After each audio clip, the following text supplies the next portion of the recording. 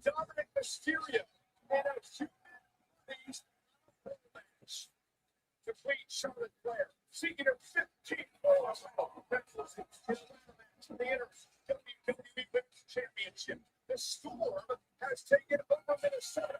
Jade Cargill seeking the interim title. Will tonight finally be the night for Chelsea Green that she tried the lesson to retrieve the championship? Minnesota's own, the U.S. champion, Tiffany Stratton. Hello, everybody. I'm still trying to get my stream up right now. We've got night 2 of SummerSlam, and we'll see what it brings for us, right? Last night was a pretty decent night, and we got more matches to go, so let's see what we have in store. Hello to Dossie, hello to Last Name, hello to Zach. Thank you guys for being here and stopping by and saying hi. And so we got a world title match. We got human monies on the pole. We got the Intercontinental title. We got a ladder match. Opening match is the number one contender to the WWE title. Sami Zayn and Finn Balor opens the show. Got to assume that Roman and Seth closes the show. And from then on, I'm not sure what the match order is going to be, so we'll just have to wait and see. So Sami and Finn is our first match and our U.S. title match as well. And then we also have a bonus question on whether or not Sami attempts to cheat. So we'll see how that goes. How do I feel about Triple H saying about some superstars not being happy? Man, whenever you have a locker room that's as talented as WWE's is right now and as many potential main eventers versus how many spots they actually have for main eventers, there's always going to be people who are unhappy. That's just the nature of the business. That's just how it goes. And so, honestly, like, people can hate on Triple H for saying that, but like, you can't make everybody a main eventer, and you can just kind of, as a leader, all you can really do is hope for the best, that the people you choose thrive, and that the fans get behind them. And sometimes you win, sometimes you lose with that. Yeah, I'm not surprised that some people hated night 1. I mean, there's some people out there that are going to hate no matter what happens. So I've kind of it's always the same people who are just hating on whatever WWE's doing. So I've given up on taking them seriously. I mean, everybody's free to say what they want to say and listen to whatever takes they want to listen to, but it's just same old nonsense. So it doesn't do any good for me, so I don't listen to it.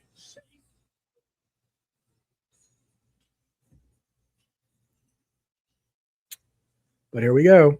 Sami or Finn coming out first? Yep, it's Finn. So I predicted Sami to win this. I mean, it feels like the right call, but I can't deny they are trying to reestablish Finn as a solo star, which I respect that. But I don't know, man. It's going to take a lot for me to get as excited. Good grief. Finn is just in ridiculous shape, though, and he stays in ridiculous shape. Good for him. It's going to take a lot for me to get as excited about Finn as I was when he first showed up on the main roster. And, that's on me, but it's just how it is. I think this can be a good match, though. Sami and Finn together. Yeah. That could really do something.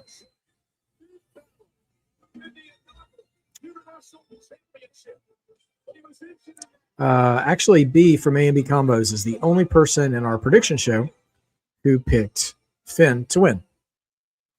Who wouldn't be jealous of Finn for having abs? I mean, he's all abs. But yeah, anyway. No, that's not the reason why I'm exhausted or just kind of over him. It has nothing to do with what tremendous shape he's in. It's just, I don't know. I guess a lot of it really has to do with how he's been booked. WWE's booking has kind of just unconsciously convinced me that he won't be a main event guy. And so now that they're trying to make good on it, it feels like, to give him that chance, I'm just not behind it. And yeah, I mean, he was booked mediocrely for so long. It's hard for me to be like, yeah, whatever. Meanwhile, Sami making the most of his TV time, getting over again as this last good guy thing, and was able to win the WWE title, although it was only for 9 days. But you hear that crowd, they're here for Sami. So I'm very interested if there will be any booing in this match, or if they're just going to cheer Sami louder, or how is this going to go?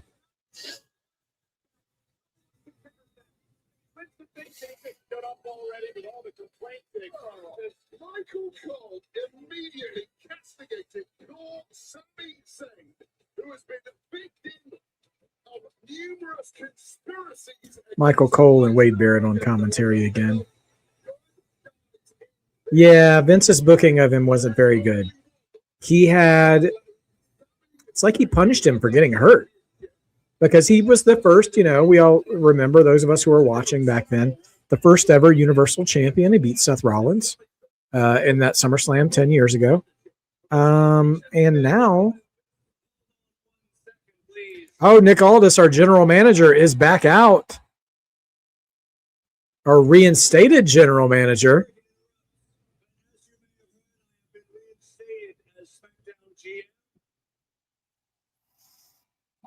What's he about to do, though? To call things down the middle and do what's best for business. Nick's got a black eye.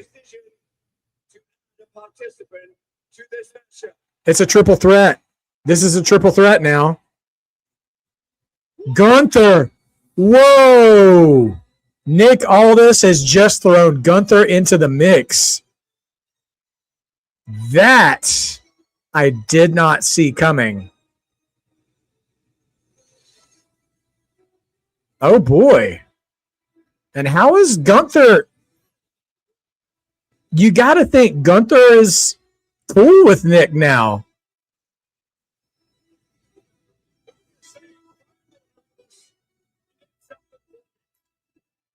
Oh, Gunther offering a handshake to Nick Aldis. He gave him a little bit of a hard time about the black eye, and he shakes his hand. Wow, Gunther pulling double duty at SummerSlam. Well, this is going to ruin everybody's predictions.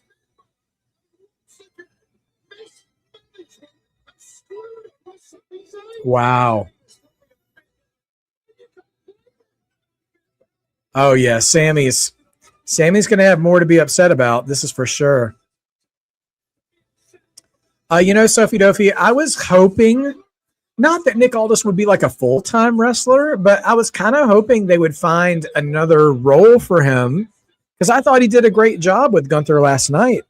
But you know what? Even before then, though, I like him as a general manager. I like him better than Adam Pearce as a general manager. Nick Aldis just said one more thing. I didn't say I was only adding one more participant. It's about to be a fatal four-way.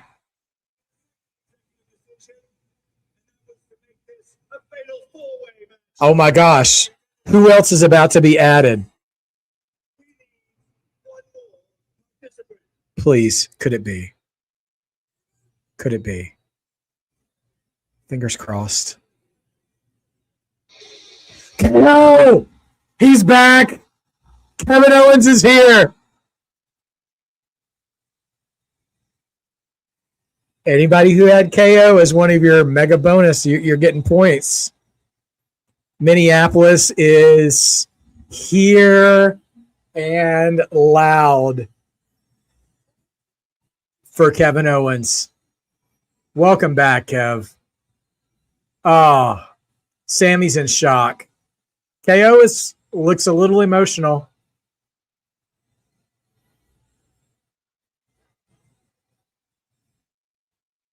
Yeah, he's got to gather himself. Oh my gosh, they got somebody crying in the crowd. I'm not going to judge her. Sammy's either a really good actor or they didn't tell him, but surely Sami would have known. I mean, he and KO are buddies. Well, you know, immediately I thought to myself, well, Gunther's taking this match. Now, oh boy, what are we doing here? Well, I tell you what, I've never been more sure in my life that Finn Balor's not winning this.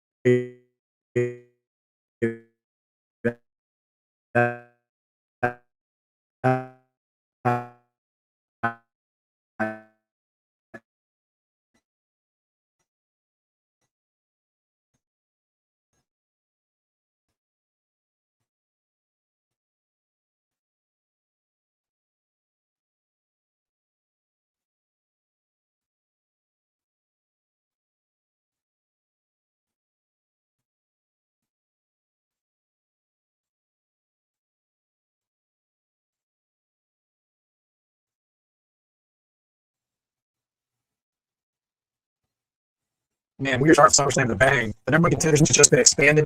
So people in tears, at least. Oh, it's been. Wow. You can still hear me? I'll try to reload.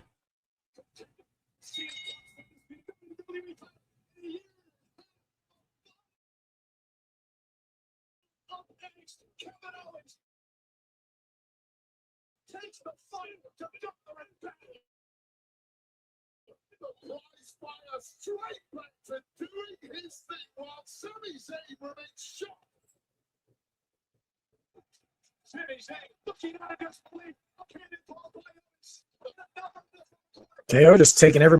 Oh yeah, everybody's taking an L on the predictions A and B on this one. Like it's so out the window. KO and Sami now standing face to face. What's up, Tyrell? And here they are. Gave each other a hug and throwing hands.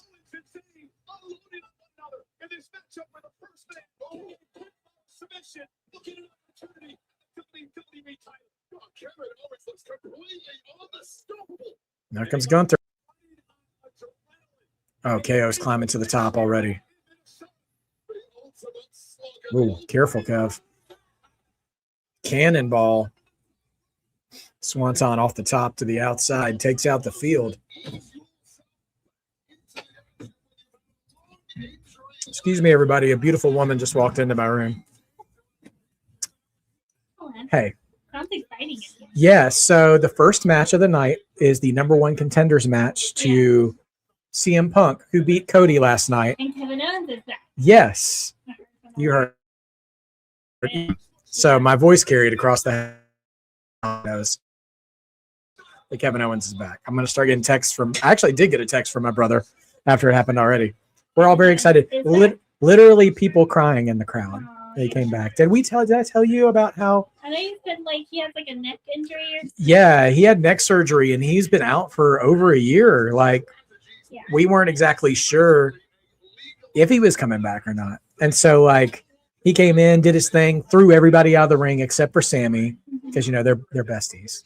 Right. And so Sami like steps and gets in his face, and they give each other a big hug, and they start punching each other. You know, because they're still trying to win. Yeah. But anyway, yeah. And they Nick Aldis, they gave him his job. So when he signed the contract to fight Gunther, right, he quit his job essentially. Yeah, and so Triple H talked to him backstage after the show, and they put it on social media to be like, hey, we're all really moved and really impressed by what you did out there. And, we all love you. We appreciate all that you did and your willingness to sacrifice that. And he's like, I've got your letter of resignation here, rips it up. He goes, you're back. He's like, if you want to be back, you're back. So Sami's match was about to start with Finn Balor. And then he comes out of the suit again. He's like, oh, by the way, I'm going to add somebody to this match. And he added Gunther to the match. And Gunther comes out and he sees him with the black eye. He's like, hey, and then, but then he shook his hand. He was just like, hey, good job yesterday, even though I beat you. And then he goes to the ring. And then once Gunther gets all settled, he's like, oh, no, I wasn't done. This is actually gonna be a 4-way match. And then brought out Kevin Owens. Okay. Yeah. Love it. So, but yeah, it's just good stuff. Hey, puppy. So yeah, people pretty excited. I do feel a little bad for Finn Balor because I've never been more confident in my life that he's going to lose a match. Yeah. Now, Yeah. Gunther with the power bomb to Finn moves it over into the Boston Crab. Will KO use the package pile driver? You know what? I don't know last name. Am I crazy, or did you feel like he was saving that move? Like, because he used it against Cody, remember?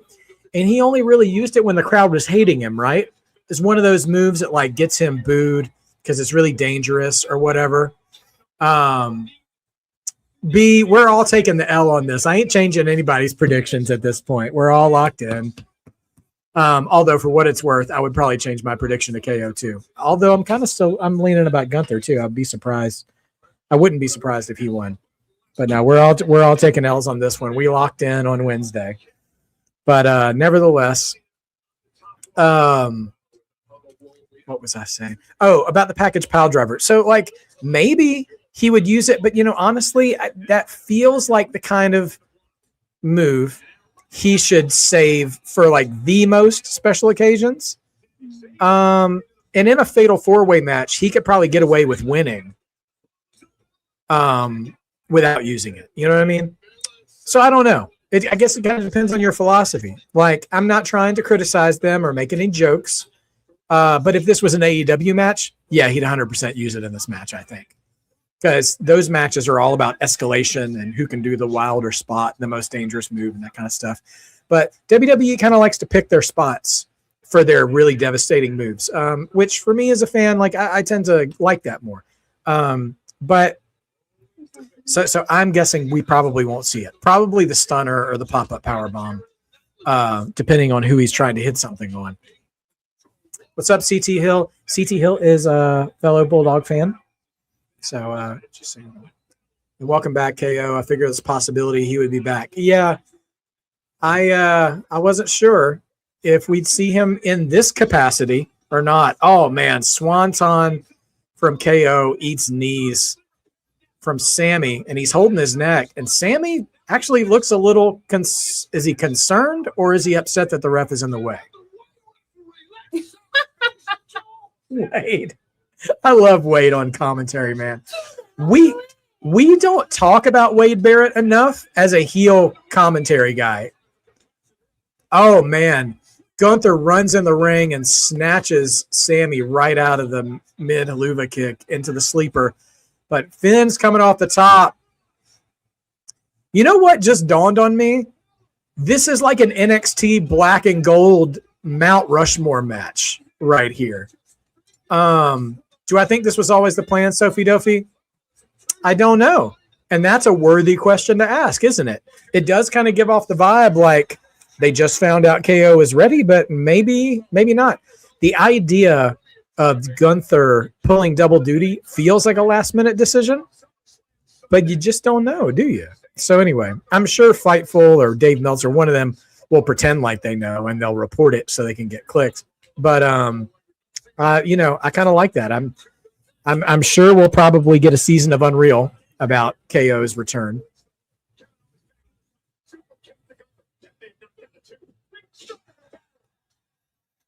Balor eats a stunner, and now Gunther eats a stunner. Gunther smartly gets out of the ring. Oh, but stunner reversed into a blue thunder bomb by Sami. Do I think Oba does double duty? I mean, I would have said no.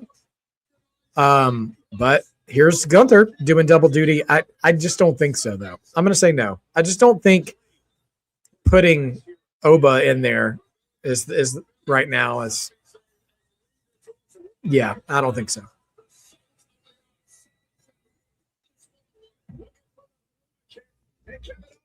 If we saw Naomi, that'd be crazy.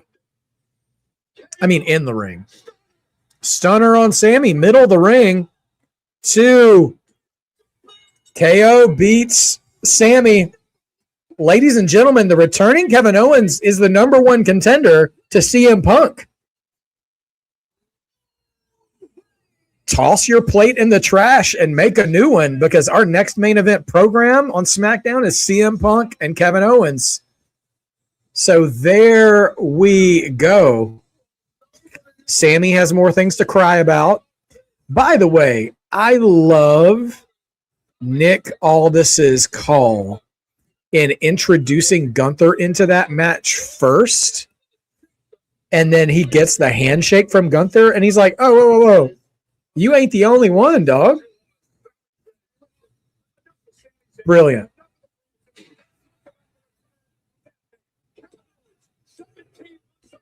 Bro, I mean, all things considered, I think Sami couldn't be happier for KO.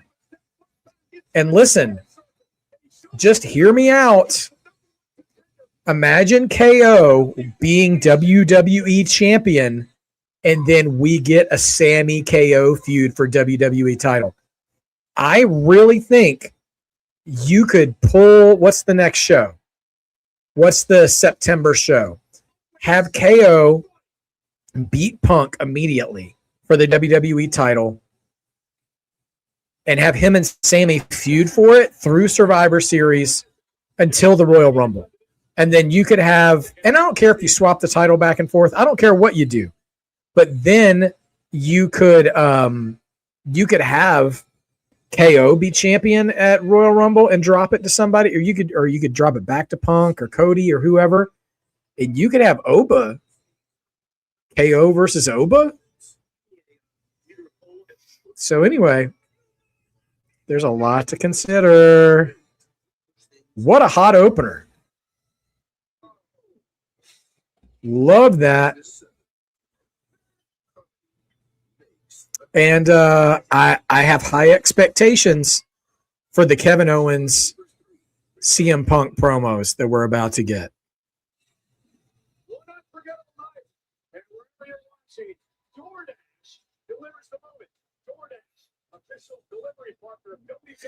What's up, Modfather? Welcome to the chat. Good to see you, good sir.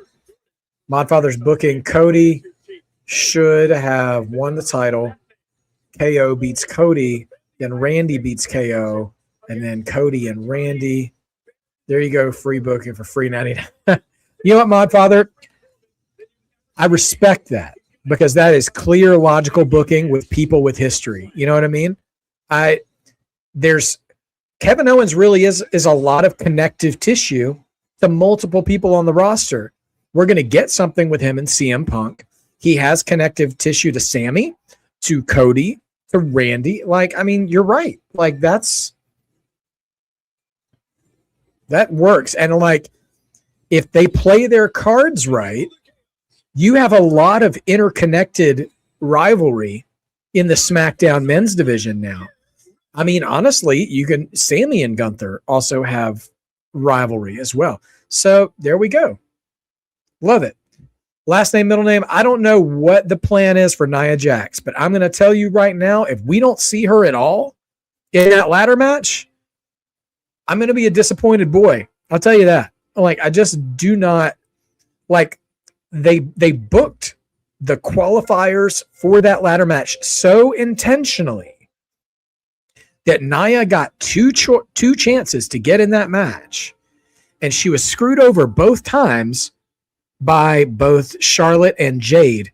If she doesn't show up to get her lick back against one or both of those ladies, like, that is a clear-cut sign that she is an afterthought to them, at least right now. Nia's not always an afterthought. Did I see the grades someone gave EO and Liv last night? No, I got to be honest, Sophie Dovey. I went on Twitter for a little while last night, and then once I started to see the lay of the land, I'm like, not wrestling fans in general, but Twitter specific wrestling fans are all pretty stupid, and I feel pretty confident saying that. Like they're either disingenuous, like they say takes that they don't really mean just to get people to comment and click and whatever, or they're really so unintelligent.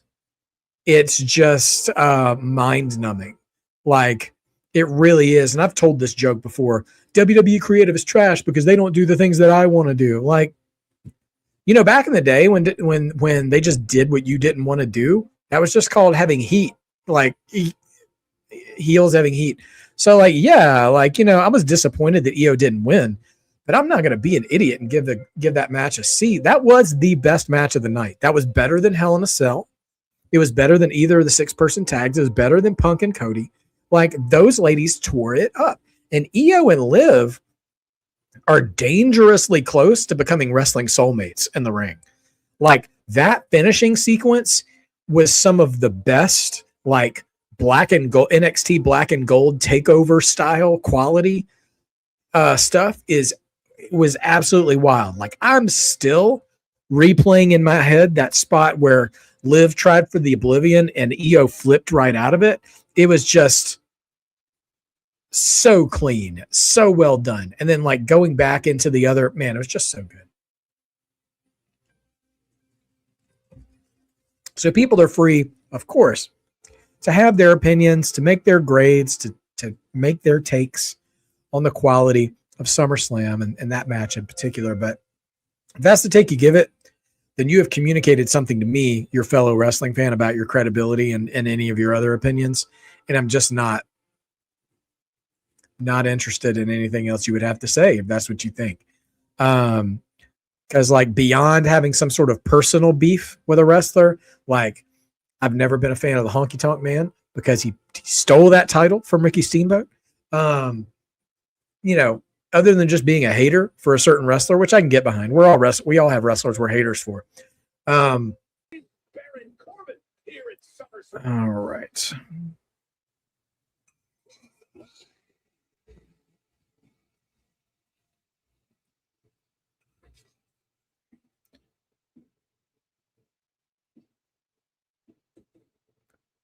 Guys.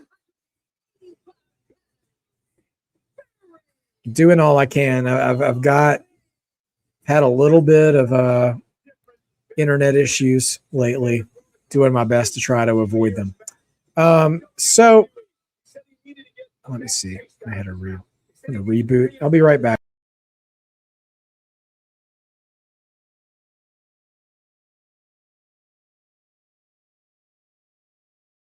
All right. We'll try again. Hopefully I look a little better now, guys, and less laggy. We'll see what happens.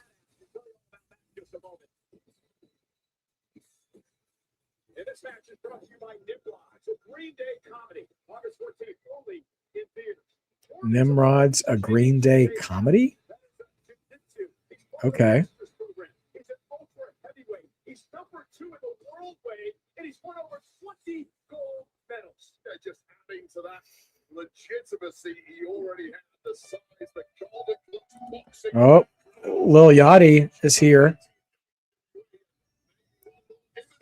making an entrance before Trick. Ladies and gentlemen, please welcome the self-proclaimed best man to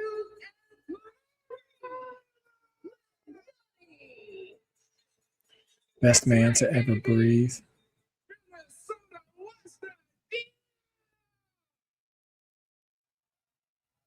Check it out, baby. I'm gonna keep it real. Look, don't take up too much time. Look, I'm sending somebody 6'5", 250 pounds your way. Make some noise, come on. There you go, Modfather.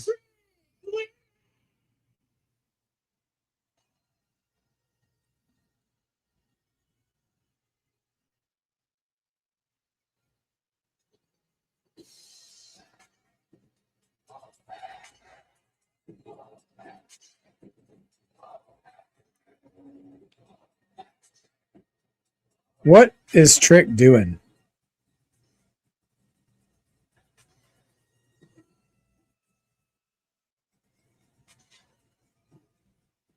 The entrance, I feel like something was just off.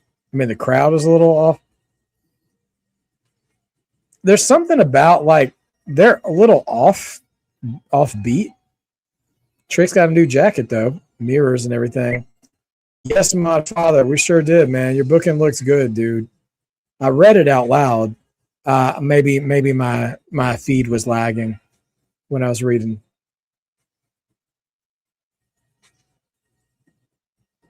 I don't know if it's how it comes across in a stadium, but does it sound like the crowd is like behind the music a little bit?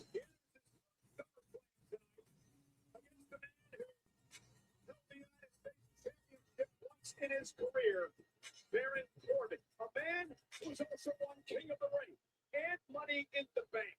And Baron Corbin claims Trick Williams is going to feel like Man, Baron Corbin, not necessarily his fault, but was one of the worst Money in the Bank holders.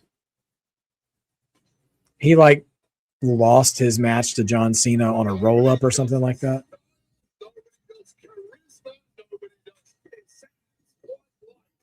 It feels like whenever they're in a stadium versus when they're just in an arena, like the crowd's timing with what that Trick is it's like a half beat off.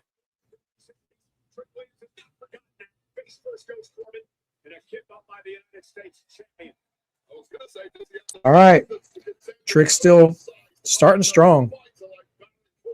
Got that Booker T stance with the backhanded slap. Drops Corbin in the corner.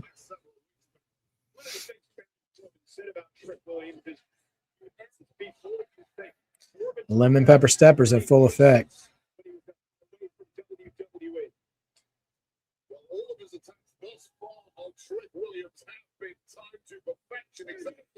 You know, WWE stadium shows, they look good for a big crowd. But we talked about this a little bit last night. I can't remember who it was that was doing the bulk of the talking about it. But I don't love the overwhelming presence of natural light in the building. I like them being able to control the darkness, especially for the entrances. So many of the entrances deserve to be lit properly. And daylight gets in the way of that. Trick's pulling out a table. He's snapping into a Slim Jim table already. And as far as I can tell, this is not a no DQ match. Yeah, for sure. People in shock with KO's return. Right, Modfather? I mean, why can't he bring out Mello or even Ilya? Why not another Fatal 4-Way, Oh, man. Jeez, the deep six. I haven't seen that move in a while. Corbin hit the deep six on Trick on the outside of the ring. Indeed, Baron Corbin has not had a match for the United States Championship in more than 8 years. He's never won at SummerSlam. Again, the countdown. Baron Corbin's never won at SummerSlam? Wow, what a stat. I think that trend is going to continue. By the way, predictions with A&B combos and Just Alex. All of us picked Trick Williams except AJ, who picked Baron Corbin to win this match. So I'm going to tell you right now, this match is going to make all the difference in the world. Because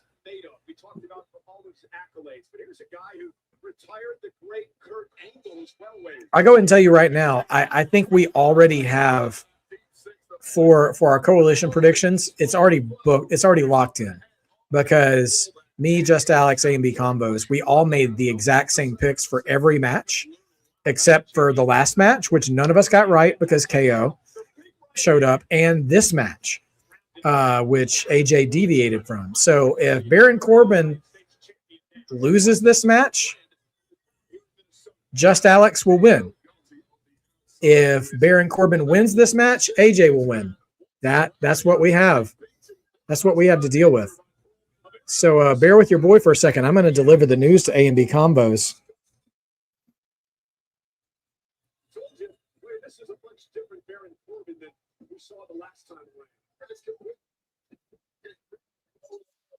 Superstars. There is no flash. There is no style to Baron Corbin. It's pure and simple, old school, meat and potatoes. Pure substance. I think Baron Corbin is still an MLW Tag Champion. So far since that time, Trent, a close line. Greg Williams was certainly not the finished article several years ago in NXT. A lot of people think he is now, although look at this way. The aggression in Baron Corbin tonight as he is beating the hell out of the United States champion. It's entirely new test here for Trent Williams to try and navigate. And this is part of the learning curve for newer superstars such as Trent Williams. Everything has gone right since he got called up on NXT, but we may be hitting a great wall here tonight. Yeah, Baron Corbin said it's not back up on potential tonight. Well, again, just trying to get back into this fight. Make no mistake. Tricks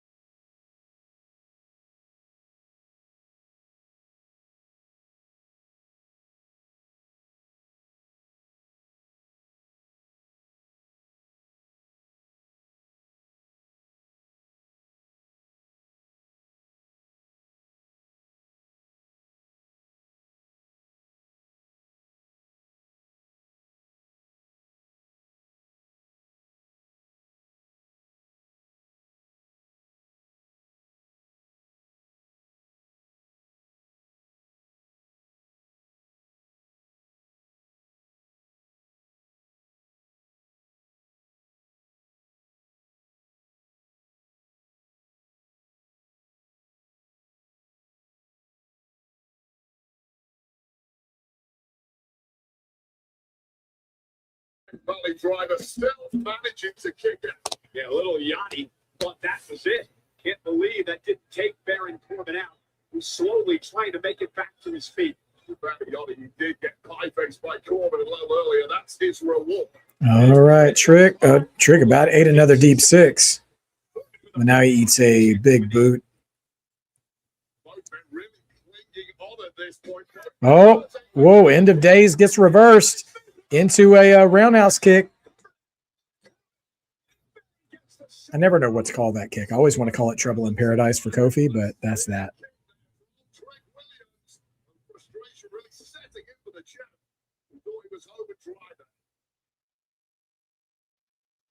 Trick Williams needs to try to go to his bread and butter, the trick shot to take out Barry. All right, Trick going for that trick shot, but he's setting him up pretty,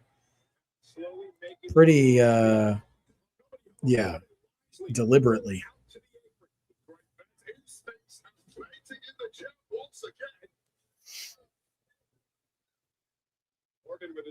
on the United States Championship. Corbin's grabbing the U.S. title. Fur and everything. That table's still set up at ringside, by the way. Chekhov's table, as we call it. Once you set up a table in a match, it must be broken. Oh, Yachty said, nah. Well, now Corbin has got Yachty. Is he going to put Yachty through the table? Oh, boom. Yep. Yachty just went through the table.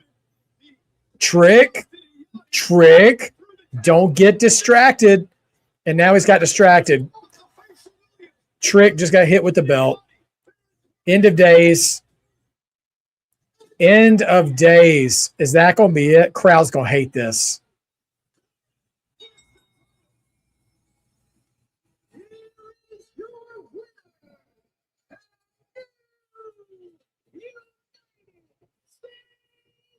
Can I tell you that I'm less mad that Baron Corbin is U.S. champion, and I'm more mad that AJ just won the predictions? I'm madder that A is winning than I am at Baron Corbin winning. Listen, for everybody who's upset right now, I said this in our prediction show briefly. At some point, Trick has got to lose that title because Trick's on his way up. It feels a little soon. But before you know it, Trick might be mixing it up with Kevin Owens and Gunther and CM Punk. Trick might be Mr. Money in the Bank. Him dropping this title now is a big sign to me that there's bigger things involved for Trick because he already got the custom title, the fancy entrance. He's got all the trappings of a main event star, except he's at a mid-card title. Well, he ain't got that mid-card title no more. Trick's moving up, you guys, and he did not kick out of End of Days either. By the way, I wonder if this is a good opportunity as ever to introduce Mello back into that U.S. title scene. Corbin, you look like a dang fool with that frilly belt. Can't believe it. He's going to be insufferable now. I'm talking about AJ again, not Baron Corbin. Unbelievable. I forgot what it was like for Baron Corbin to have real heel heat, though, because nobody likes it when he wins. So, respect there. Double champion Baron Corbin. Who would have thought?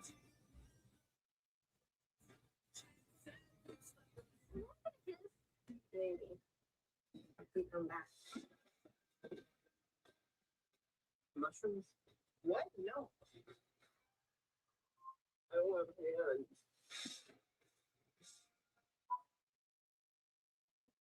Women's WWE champion Rhea Ripley indefinitely with an injury. So tonight we will crown an interim Ladder match coming up next. champion. Compete in the ultra dangerous ladder match. It's next at SummerSlam. If you could ask one question, what would you ask? Who will win today? Will it rain tomorrow? Will there be peace this year? Can we predict the future? People who never stop asking are the ones who find answers.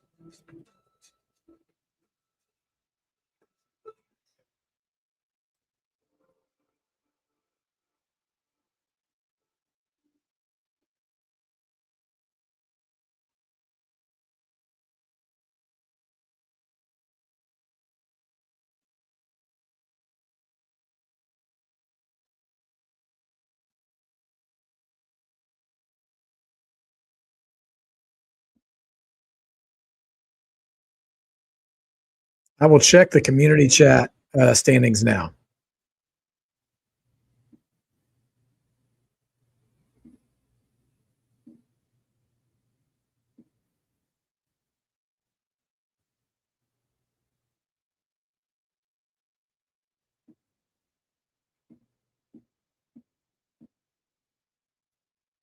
Right now, 6 Paths Ronin X has a pretty commanding lead.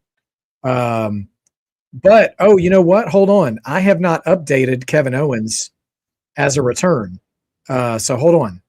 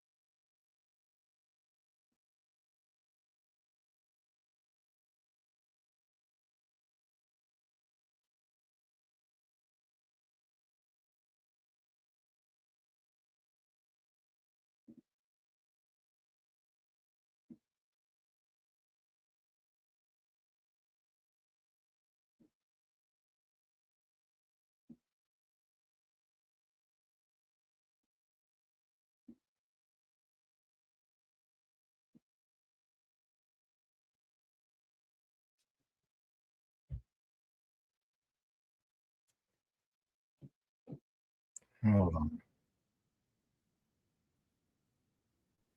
Let's see. Dawsey, hold on. Did you? Sorry.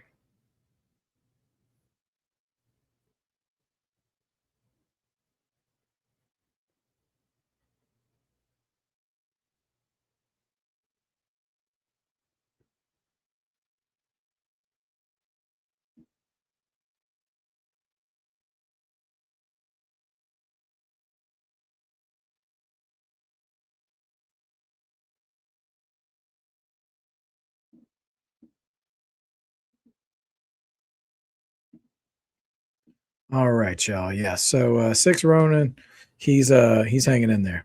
What's up, Swaby? Good to see you. And we're about to have the ladder match next. My father says, Jade, listen, you're a representation of Yam. You bring the gold back on where it belongs. Okay, hands and 1, 2, 3. Yam, you. Swaby, I was sharing a similar sentiment to you. It's clear that the whole machine is behind Trick right now. So honestly, when you want to make a new main eventer, they can't hold the mid card belt, for long. So I think 100% we're going to be working our way, through Trick coming up to the main event scene. And I do think Money in the Bank would be a great vehicle for him to do that. So yeah, the men's Money in the Bank could be very interesting because you can go a number of ways. You could have a Trick Williams. You could use an Obafemi, although I wouldn't think you'd need to because Obafemi's already trying to call a shot. You could go with Dirty Dom, which would be, weird. Not weird, but like he would be underhanded. It'd be very cowardly. He could do that. You also have your Braun Breakers. Could you utilize a Bronson Reed? Would a Logan Paul be ready in time to be in that match? Yeah, so there's a lot of potential Money in the Bank winners, man.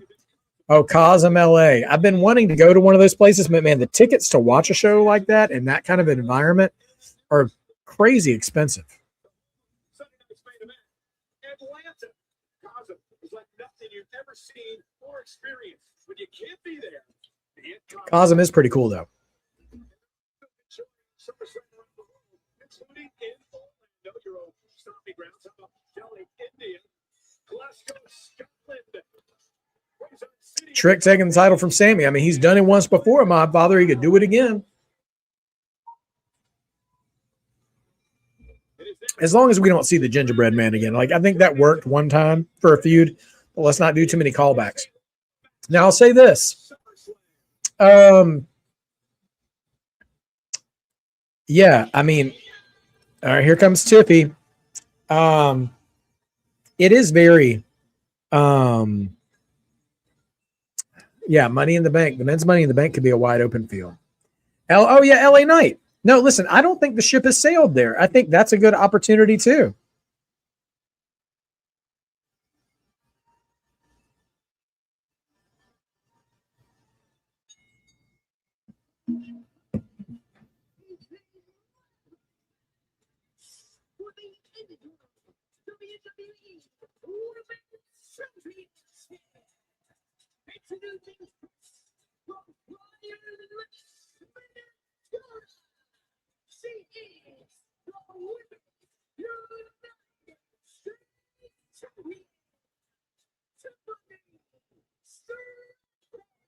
Tiffany Stratton wearing the colors of the NFL's Minnesota Vikings for this matchup here tonight. And she hopes to become, well, Tiffany to title because she's the United States champion. She could become the interim WWE Women's Champion. I can't believe they're sticking with this interim title. It's just crazy.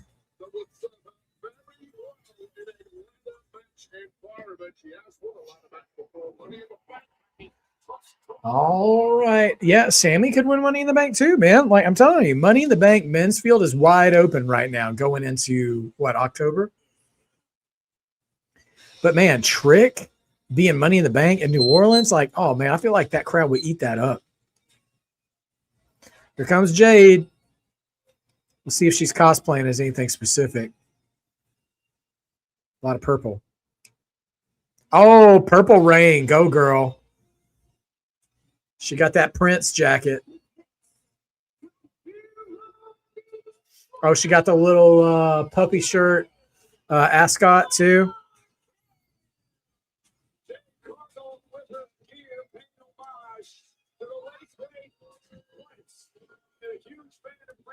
Now, Jade, I hope that gear is ladder match ready, because it doesn't look super ladder match ready to me. That's all I'm saying.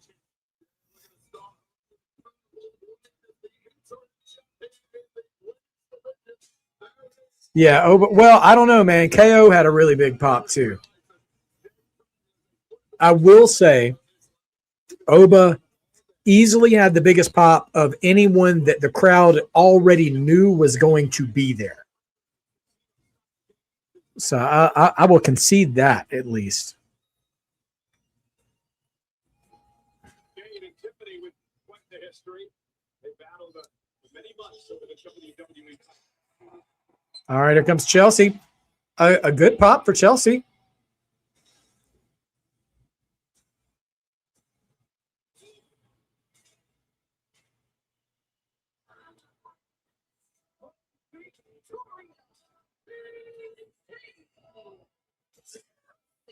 I never even noticed this, but she's from Victoria, British Columbia, right?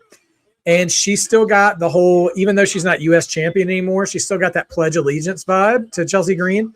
And I just now noticed that the ring announcer announces her as from being from Victoria, BC, like Washington, D.C. It's a nice little touch.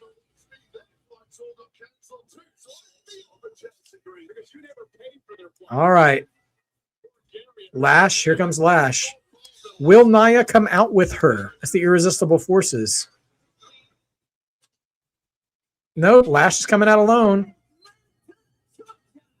Lash from Atlanta. Summerslam, the first ladder match. The powerhouse, Lash legend, entering the fray. Now, remember the rules. The interim championship's hanging above the ring. You have to climb a ladder, and the first person to retrieve the title will become the interim champion.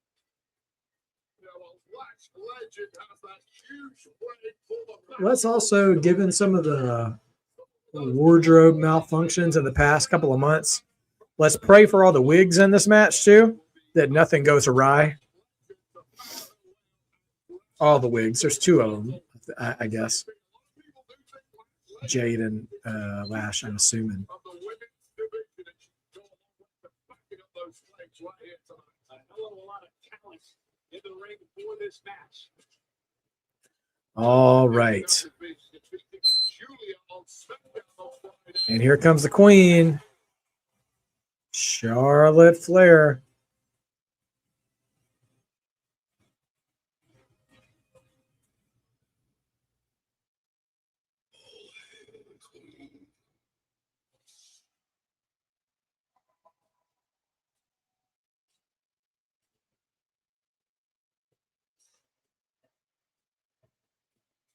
This sort of graffiti vibe that Charlotte's been having over the past few weeks is kind of cool. It's feels like, I don't want to say out of character for her, but it's kind of refreshing. You know, she's not all diamonds and glitter, you know? She's vibing up her artwork a bit. And I respect that.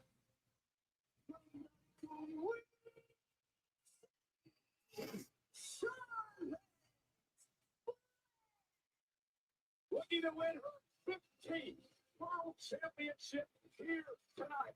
Charlotte Flair set for action in this ladder match. All right, so Charlotte and Jade, will they cancel each other out? We'll have to wait and see. 2018 SmackDown Championship. The tag titles last year. And she had 6 ladder matches in WWE. The most experience in the ring tonight. Oh, here comes Jade already. Match is starting. Yeah, that's what they're saying. They're saying Charlotte wins. It counts as 15. I don't think they needed to call this an interim title anyways. Like, there's just no reason to. Like, just let them be the champion. And when Rhea comes back, she's #1 contender. Like, it's so easy to book it that way. Calling it an interim title seems so silly. Tiffany and Lash going off. Where's Chelsea? Oh, man. Tiffy already just power bombed against the ladder. And Chelsea in the ring. Suicide dive. Oh, she gets caught by Lash. She's going to choke slam her right into the ladder. Yeah, Lash is going to be the tank of this match. The Kane, the Mark Henry, the Strowman, if you will. Chelsea chance. Charlotte and Jade still fighting in the aisleway. Wow, Chelsea's just thrown into the crowd by Lash. I didn't see Tiffany go anywhere. I'm not sure where she's at now. Well, Chelsea just got thrown over the barricade. Now Charlotte. She's going to get in the ring with Lash. I do want to mention Charlotte's gear tonight, dedicated to Scarlett, a young sports fan who was battling brain cancer, sadly passed away last year. Really bonded with Charlotte. Charlotte had some troubling times in her life. Charlotte said, "Diamonds are forever." So is Charlotte and Scarlett. Charlotte's family here tonight enjoying Summerslam. Charlotte Flair. Man, well, what a sad story there about Charlotte's gear, dedicating it to a sick kid she met who passed away recently. And their family's here at SummerSlam too. Just absolutely sad story.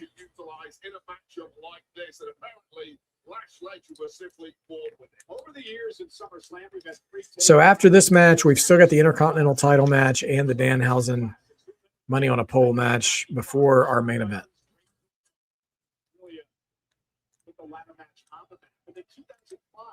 Mysterio and Eddie Guerrero.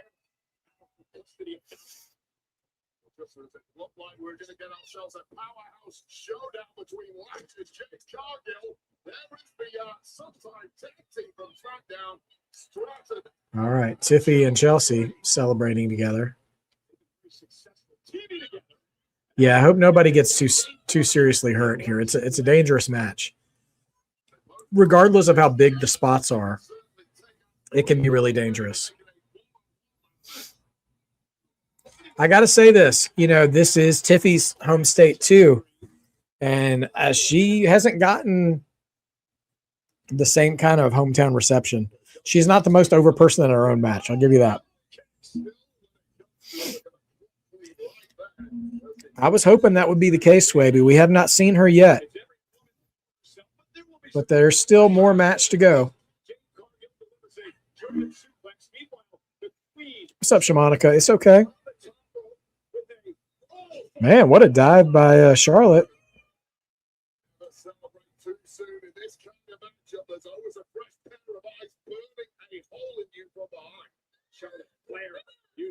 Charlotte hitting Jade with the ladder, sending her out of the ring.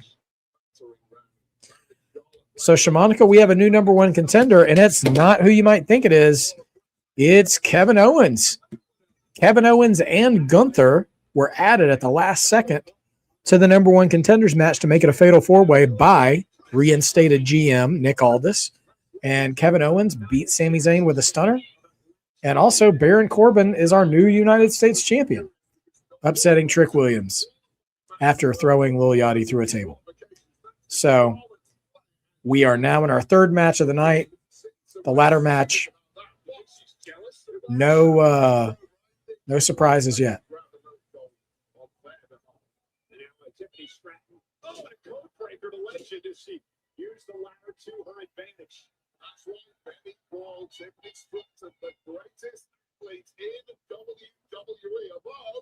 Yeah, me too.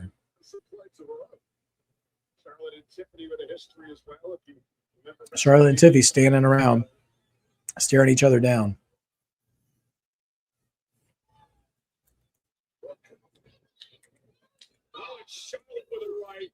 Tiffany with one of her own.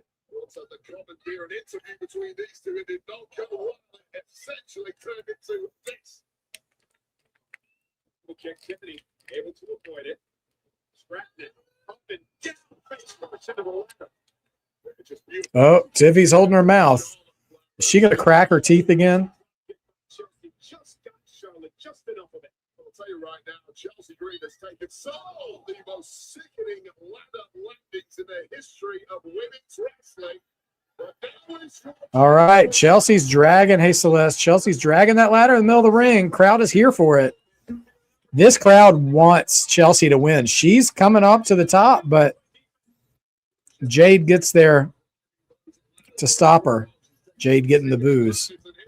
Here comes Jaded. Oh, my gosh, not on the ladder. Jeez. It's a Jade on top of the ladder. Chelsea goes out of the ring. Jade is climbing the ladder.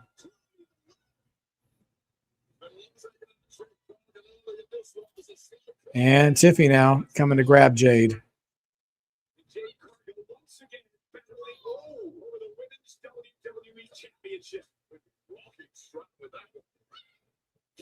Backstabber.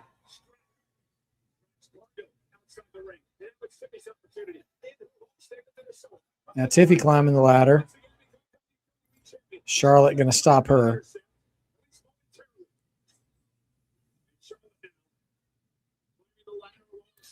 Lash is moving in the background.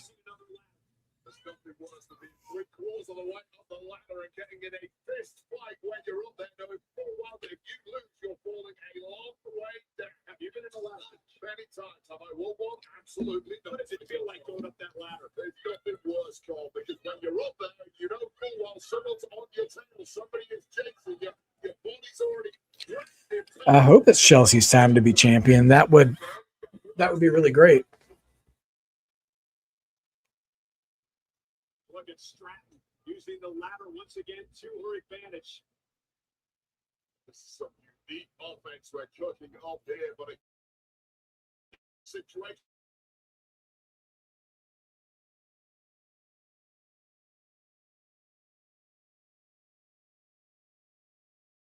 Something of a choke slam from Lash to Tiffy on a suspended ladder.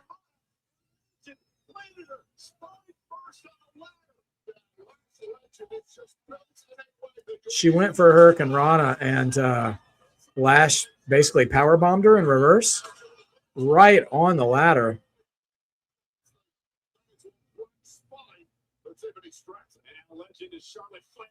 Man, big boot by Charlotte to Lash. Now Charlotte climbing the ladder, going for number 15. She's got her hands on the belt. Well, now Jade. Oh, we're getting a Jeff Hardy spot. Charlotte is hanging, and now Jade and Lash pulling her by the legs. She is hanging from the belt. And down she comes. Oh, gosh, you got to be careful for the legs. Now they're using Charlotte as a weapon to hit each other with her. Big boot from Lash to Jade now.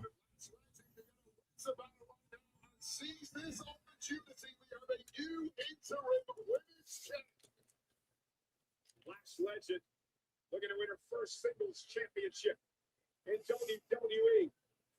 And that's a small move, maneuvering the ladder into position is actually swaying above the ladder. Belt is swaying, and Lash is waiting for it to get closer to her. She's getting her hand on the belt, but Tiffy is climbing back up.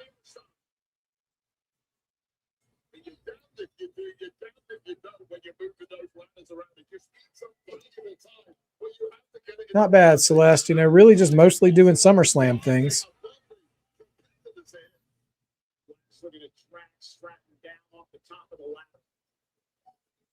Another power bomb coming from Lash to Tiffy.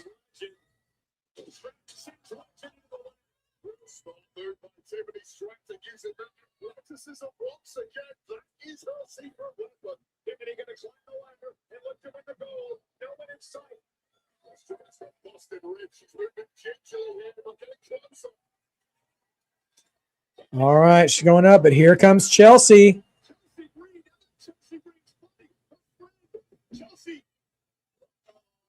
Up and down goes Tiffy out of the ring, wiping out the entire field. So there's just Chelsea. And now Chelsea grabbing a ladder. Hurry up, girl. Why don't you just stand that other ladder up?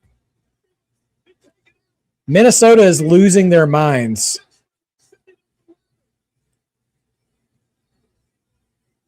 Come on. Climb up. She might have it. There's nobody here. Oh, no. Here come the stupid baddies. Oh, my gosh. Crowd is crapping all over this. Chelsea had it won, and now the baddies interfering. And they're just mugging her.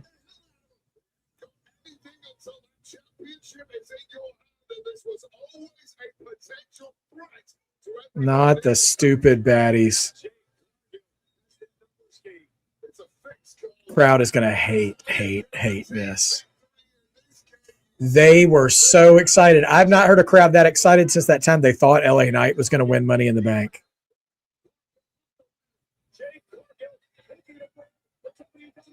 Now here comes Charlotte coming to try to stop Jade.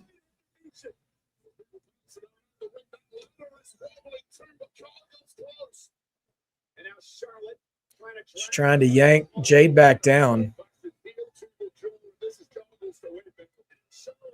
And now here comes Charlotte up the ladder.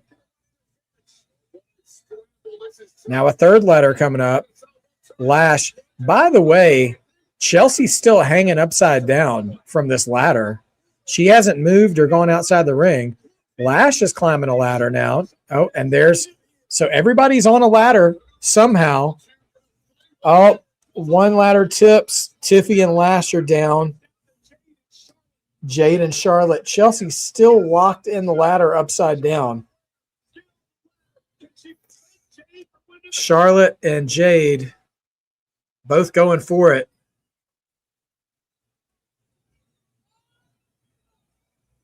Crowd chanting for Chelsea to wake up. If Chelsea manages to still get up after laying upside down like this for this long, the blood's got to be rushing to her head.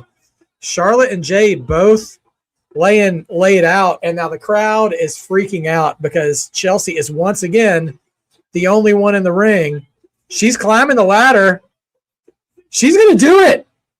Come on, Chelsea. Come on, grab the belt. All right, Chelsea. Well done. And guess what? Unreal watchers, you all got worked. You all got worked.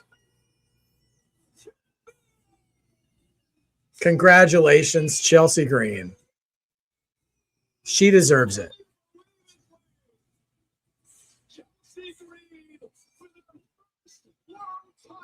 Cheers to the women's champion.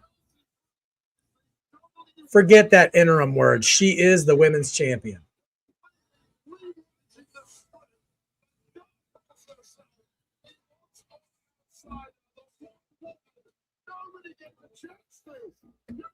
You love to see it.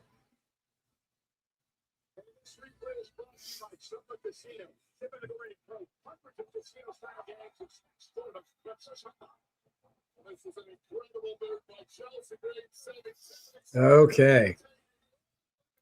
So let's update our predictions here.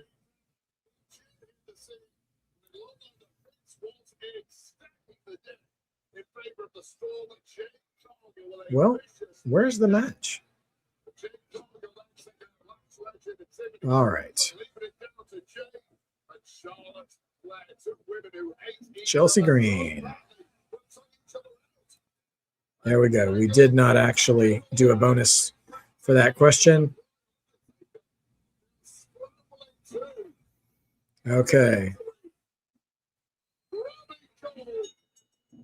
For the elation of this stadium, Chelsea Green showing what perseverance and determination and doing anything you have to do.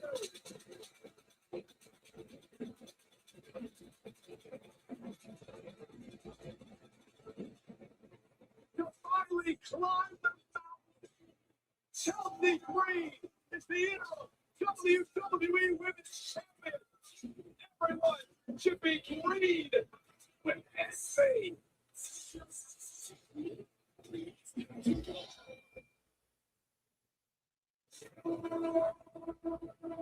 The wait is over. Yeah, Club WWE.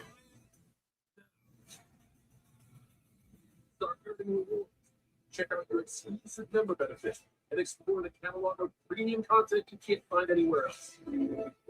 Congratulations on being the first to experience the epicenter of Penta. This is Club WWE.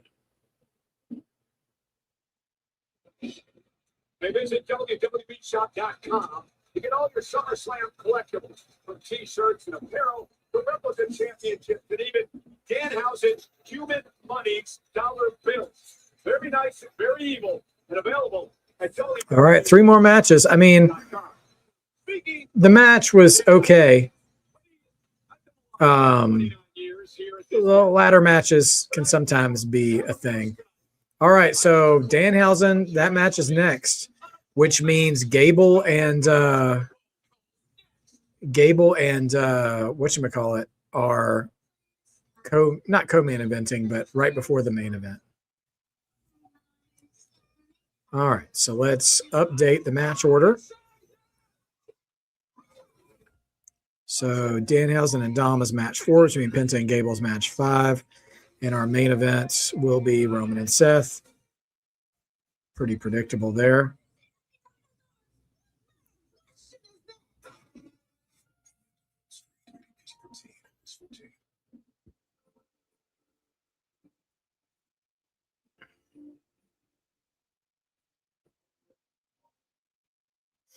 Okay. So, will they pull a Sami Zayn on Chelsea Green? Yeah, I mean, 9 days, I doubt it. I think I honestly feel like at a minimum, they should allow Chelsea to keep that title until Rhea comes back.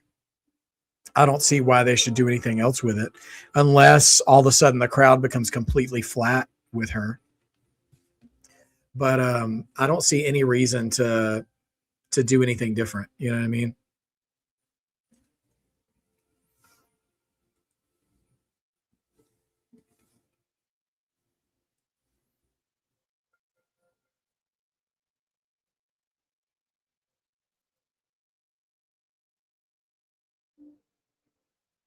Okay.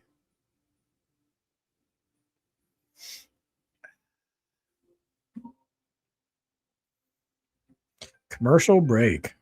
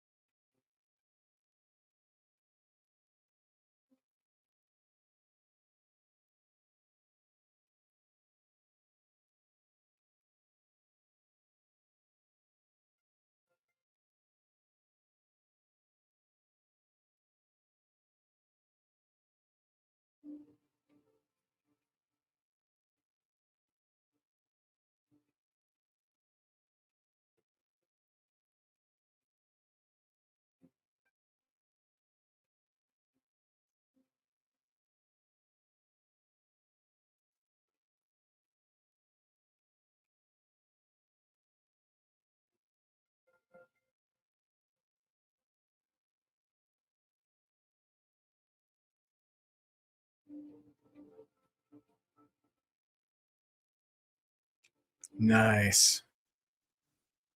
Good call, Swipley. Swaby.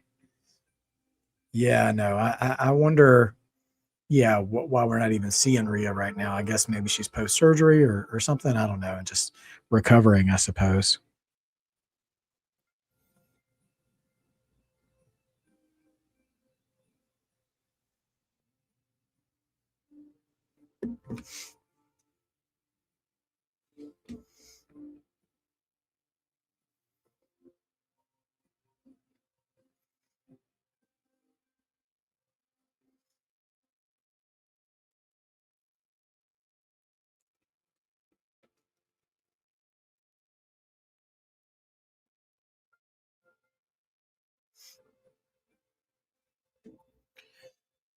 Yeah, I mean, we've had 3 matches in a little over an hour. That's half the show. So I wonder if we're going to get a full 3 hours tonight. Unless they're planning to really give Gable and Penta some time, or if Roman and Seth is going to be unbearably long. Or maybe they'll do some sort of in-ring segment, where they bring John Cena out to talk about how many people showed up. Yeah, I am surprised that we didn't get any Nia at all in that. Including our main event of Roman Reigns versus Seth Rollins. Well, how many the international announce teams are talking about Summerslam? Let's listen in. I made the executive decision to add a participant to this matchup.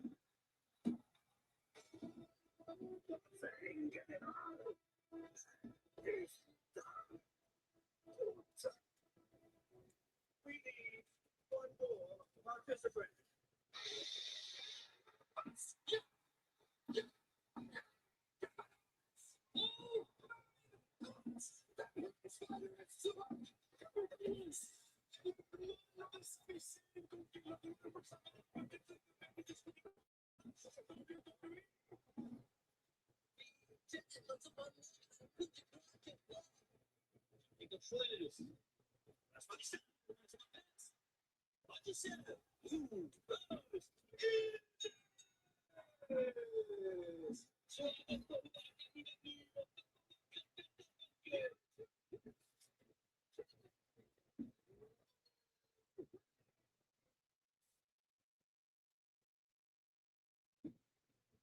Go get goosebumps after the return of Kevin Owens tonight, but from the ring to real life, Minute Maid and WWE are here to help you bring the juice when the day tries to tap you out. Well, folks, it's happening, and it's next. Human Monies on a pole. Okay, here we go. The critically acclaimed curse on Danhausen, alongside Cathouse, sucking the spoon of the missing human Monies.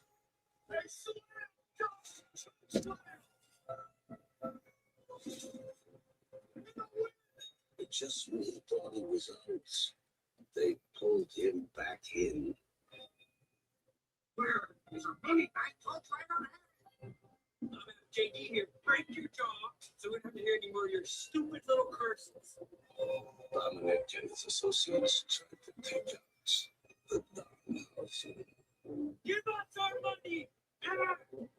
His business wise, a new arrangement is made.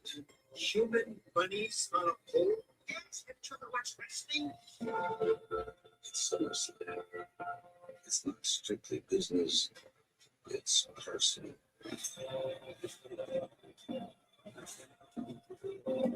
You can make this right, Danhausen. I just have one thing to say. You are cursed. Danhausen is. Two.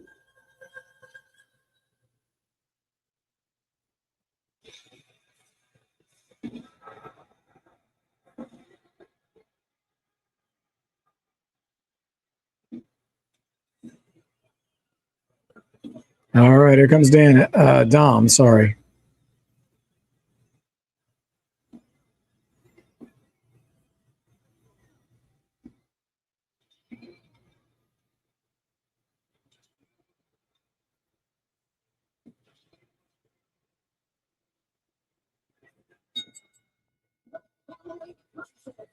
It's a human Monies on a pole match.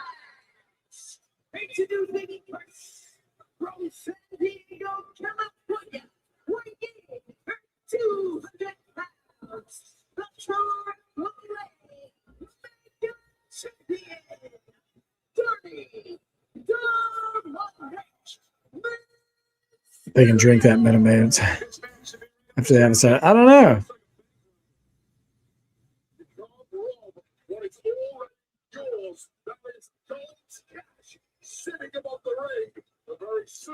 I thought it was Monies, but I don't know.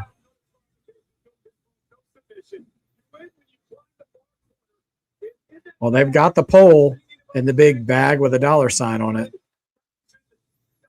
My gosh. It's comically drawn. Nice job on that back, guys. This match is presented by Minute Maid. Bring the juice. Hello, Joel. Here's the deal. This really should be a police matter. Dom is a victim of grand larceny.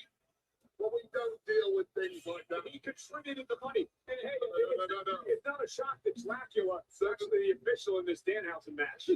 Services were not rendered for the money.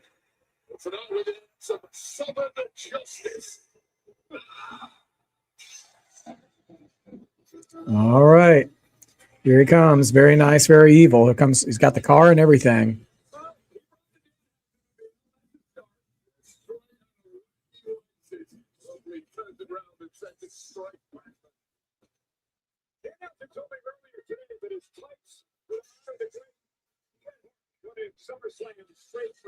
Oh my gosh, he does have Bret Hart tights on. What?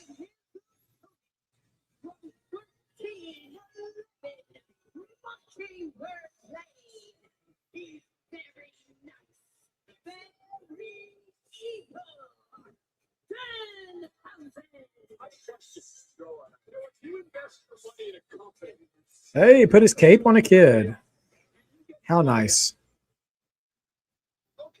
So Dominik invested in this whole development experiment program. It didn't work out, so why should he get his money back? Don't try to wire a layer of credibility to the nonsense, the hijinks, the tomfoolery of Danhausen. There was no investment. It was merely a theft. It was a ruse, a scam. Dominik actually, and Jade McDonough, by the way, part of his money. They actually handed this money to Danhausen. Danhausen didn't steal anything. No services. When you pay for a service and you then don't get the service, you have. All right, here we go. Human Monies on a pole. Here we go. Find the rope trying to get his money. Danhausen trying to prevent that from happening. This will be something. It'll be a spectacle, I'll tell you that. Danhausen out. The second rope, Dominik with a knee to the midsection. Yeah, that's the kind of spectacle I was looking for. Here we go, the greatest exponent of the 619 in history. Remember, Dominik's been cursed on a number of occasions by Danhausen. Yeah, well, so was Liv Morgan. It appears to have worn off last night. J.D. McDonough, though, had a problem at cruiserweight match the other night, didn't he? Well, he also had some problems with that massive Knicks player. Cat choke slamming in Saturday night's main event a couple of weeks ago. Danhausen now. And Dominik is out of harm's way. Nobody home. Danhausen in the next corner. Dominik with a clothesline. Takes down Danhausen. And this is what happens when rank amateurs who are failed theatre kids try to step in the ring with legitimate athletes like Dirty Dom Mysterio. Here comes the fox. Failed theater kid. Yeah. One of the most popular wrestlers on the planet today. Dominik Mysterio, second rope, trying to grab money. Human monies. It's just money. What's the humor? Who else has money other than humans? Danhausen money. Have you been on WWE shop? He's got like $1 trillion on Yeah, there. and it's not legal. Take the Michael Cole. It's pretend money. Just like everything with this fool Danhausen. And Eddie Guerrero. As Dominik pays homage to the late great Eddie here in Minnesota. Latino cheat himself. And for the three amigos, though, Danhausen takes down Dom. And now it's an opportunity. I'll tell you, somebody in that locker room has a lot to answer for. Somebody has been teaching Danhausen moves. And the Undertaker himself, judging by the back sitter. Danhausen trying to follow his way to the corner. A Viking player could help. Yeah, maybe. That's possible. You're right, WWE. It is shorter. It does feel shorter. We're already halfway through the show. I got a question. When Ted DiBiase was the $1 Million Man and he was floating cash, was that real cash and this man gave him and told him to spend it? I mean, DiBiase always said that he was like living that gimmick. So, I mean, I guess it was. And JD's here with a moonsault. The numbers game taking care of Danhausen. Oh, here comes the minis. The Minihausen gang. Tooth in, tooth out. I do kind of miss the New Day. Their little anime or their short film or whatever about them leaving WWE was actually kind of cool. This is crazy. JD McDonough moving like Obafemi against these Minihausens. It's kind of funny.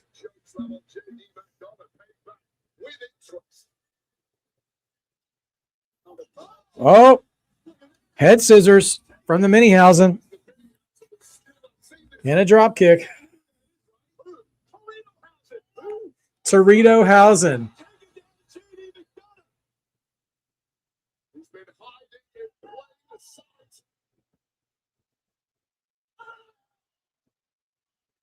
Oh, DDT. And what a bump by JD, man.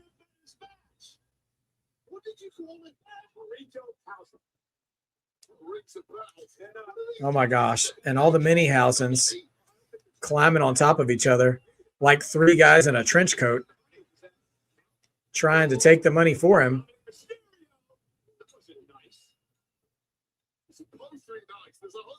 Yeah, man. JD is like he could sell ice to an Eskimo. I mean, that dude is a great seller. Oh no. Wig problem with the Minihausen. Here I thought the wig problem would be in the ladder match. Diving Hurricane Rana from Toritohausen. We're going to get a mini suicide dive? Oh my gosh. Jeez. He managed to do a suicide dive swanton, which obviously the size helps with that. But here comes Danhausen slithering back in the ring. Could he make it to grab the money? And here comes JD again. Feel like Danhausen's going to need more than the minis.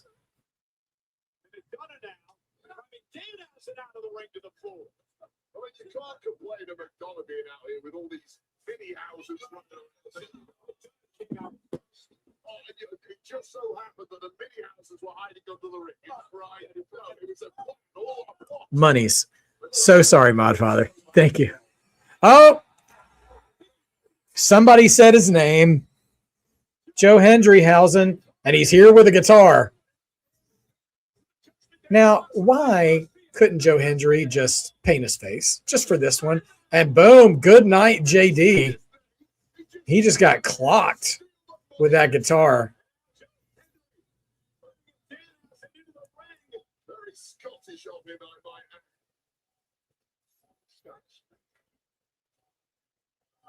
add. All right.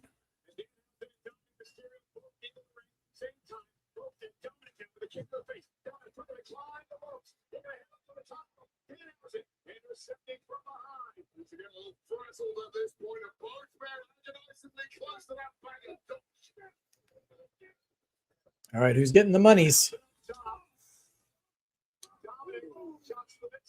Well, Danhausen gets crotched on the top rope. Dom's right there at the bag. Up. Curse. Up. And there goes the pyro. Dom takes a pyro bump. Now Danhausen going for the monies. He ought to get it. And there we go. The human monies have been reclaimed. The research funding continues. And that match is done. Danhausen wins.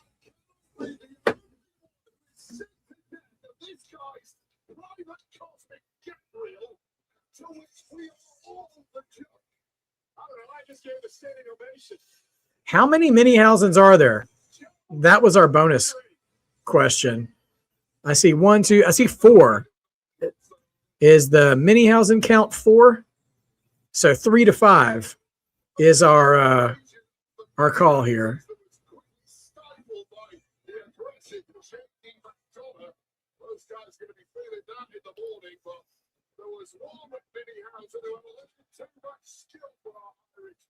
All right, so we will have the Intercontinental title match coming up next. And for that match, we're going to need to be keeping track of how many times Chad Gable goes for the ankle lock. Anyway, the Human Monies match was exactly what I expected it to be. It was, shenanigans. It was a shenanigans match. And when you know that going in, it's not that big of a deal. Fun for what it was. So Joe Hendry and 4 Minihausens helping Danhausen get back his Human Monies. Wait a minute. He's whispering something to the ref. Oh, he's pulling a page out of Andre's playbook, throwing some cash to the crowd. And he whispered something to the ref. What did he say to the ref, though? And he gave a little bit to Joe Hendry, too. Nick Khan. Well, I wish Nick Khan would not be sitting ringside because he looks like that's the last place he ever wants to be.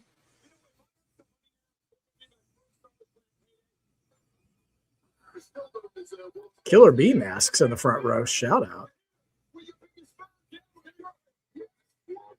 Human Money's in the bank. Oh my gosh, Modfather. Do not say that too loud or it's going to happen.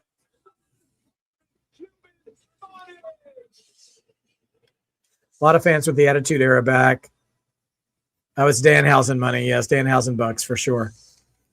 Society doesn't fit the Attitude Era. No. The Attitude Era was very much a moment in time. And what made the Attitude Era so shocking was because they were doing things that hadn't been done before. So it's not really the Attitude Era if you go back to it. You know what I mean? Like, it's just not a thing. What is this an ad for? There's Houston. Oh, it's War Games. War Games going to Houston.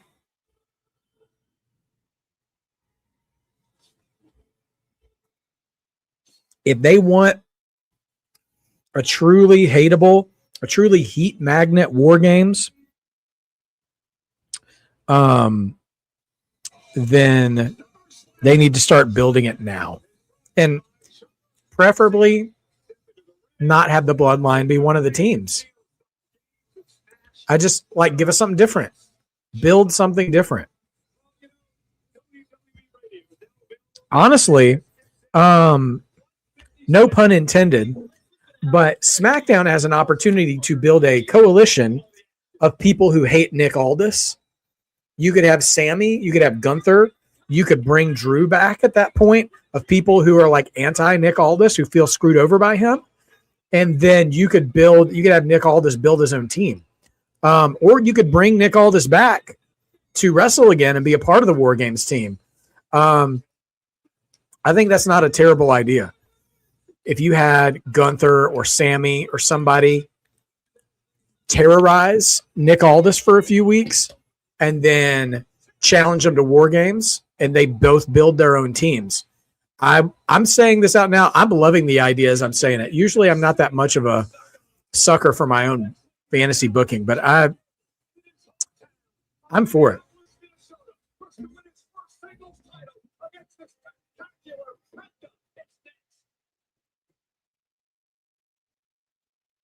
Make the bed shake. With meds that prime your brain for arousal. Boost blood flow where it counts. And help you last longer in bed. Regia's ED meds are personalized to you and delivered right to your door. Your best sex starts now. Get started today at Regia.com.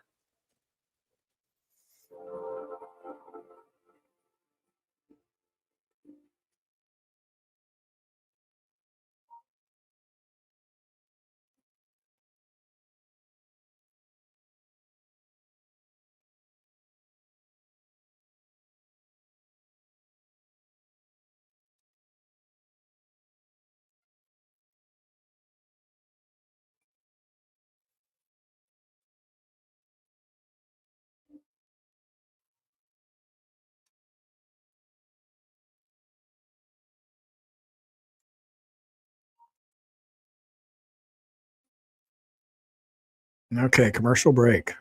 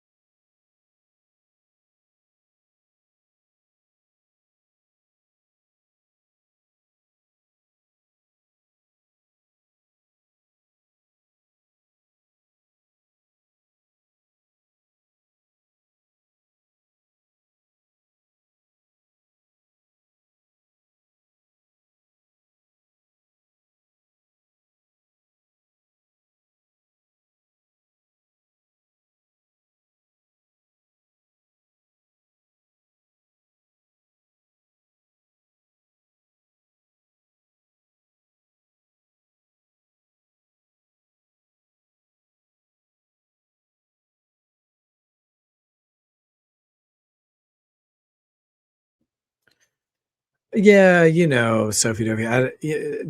You and I have been online plenty for a lot of the reactions and stuff to W stuff, and like it's always the same people who are like they have more fun complaining about it. I don't know. I would say they have fun complaining about it, but they clearly wish they could complain more. But I'll say this: I don't think SummerSlam night one was too short. It was 3 hours. Now, you know what was short? I think was Clash in Italy. Because I remember complaining because that was back when SmackDown was still 3 hours. And a PLE should never be shorter than a TV show. So I believe that every PLE should be a minimum of 3 hours. And it doesn't have to be more than that. But if all your TV is 2 hours or 2.5 for Raw, all PLE should be 3 or more if you need to.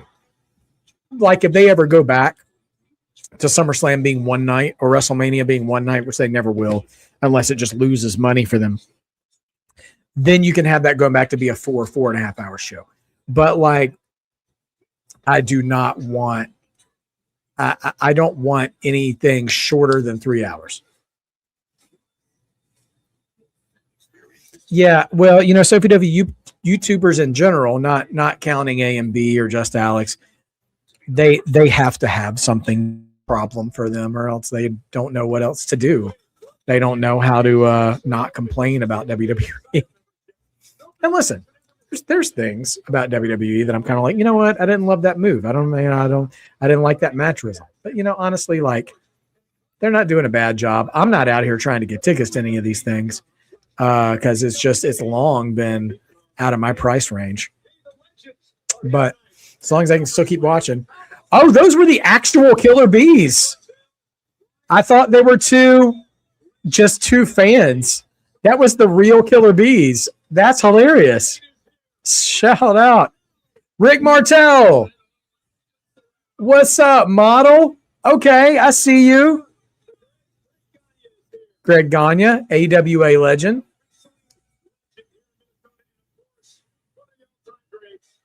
Mighty Molly Holly in the house. Big pop for Molly Holly. Now, I heard Strike Force was going to be, who is that? Oh, just a military guy. Well, thank you for your service, sir. I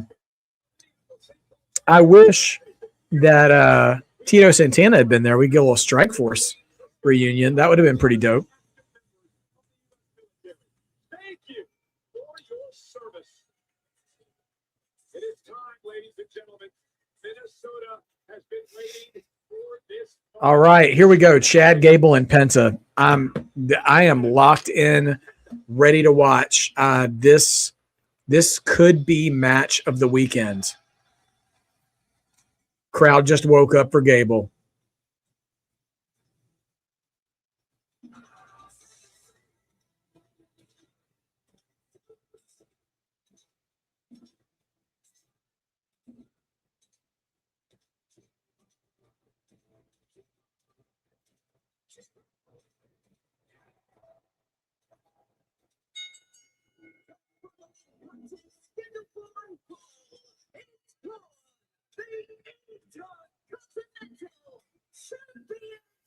All right. I like 2-night shows too.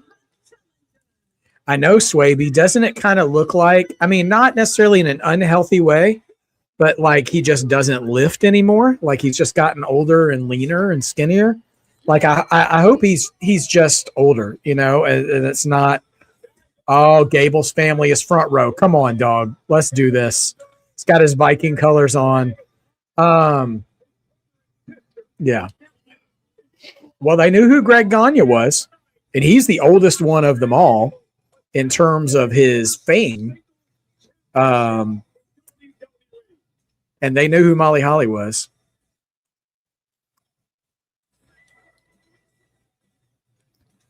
All right, Minneapolis, Do Right by Chad Gable.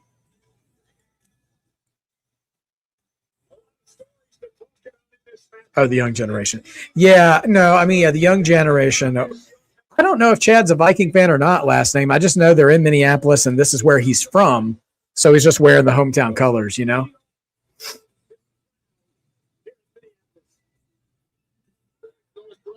here to see Chad Gable attempt to win the Intercontinental title.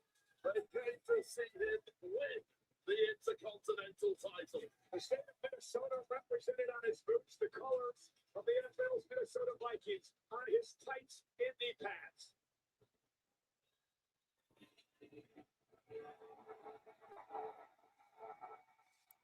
They love Penta too, man. I think this crowd's going to be hot. I think these guys are going to leave it all out there.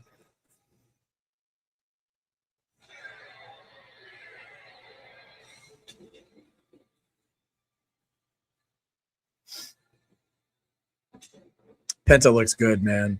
It's like just black and silver. Come to Penta strut. Listen, if this is the last night that Penta is Intercontinental Champion, I want to say this now. What a good run he's had as a singles wrestler since he debuted for WWE. He has been great. Penta has been great. Yeah. Chad Gable had Penta's very first match here, but Penta arrived on the scene in WWE. Penta also caused the shoulder injury that cost Chad Gable nearly a year of his career. It was Chad Gable not being able to beat luchadors, which forced him to Mexico on this quest to learn the lucha libre style. Penta winning Money in the Bank. You know what? I haven't even thought about that last name. That would be a really wild but fun pick. Penta in the Bank.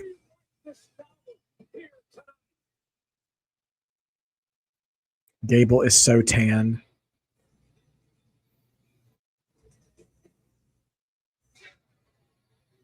If Gable loses, we riot. Man, what a camera angle. Nobody puts on a production like WWE, man. I mean, I got to say this.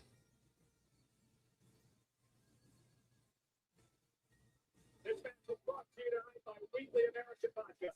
Wheatley is the undisputed champ of smooth. It's 10 times distilled because cutting corners isn't American.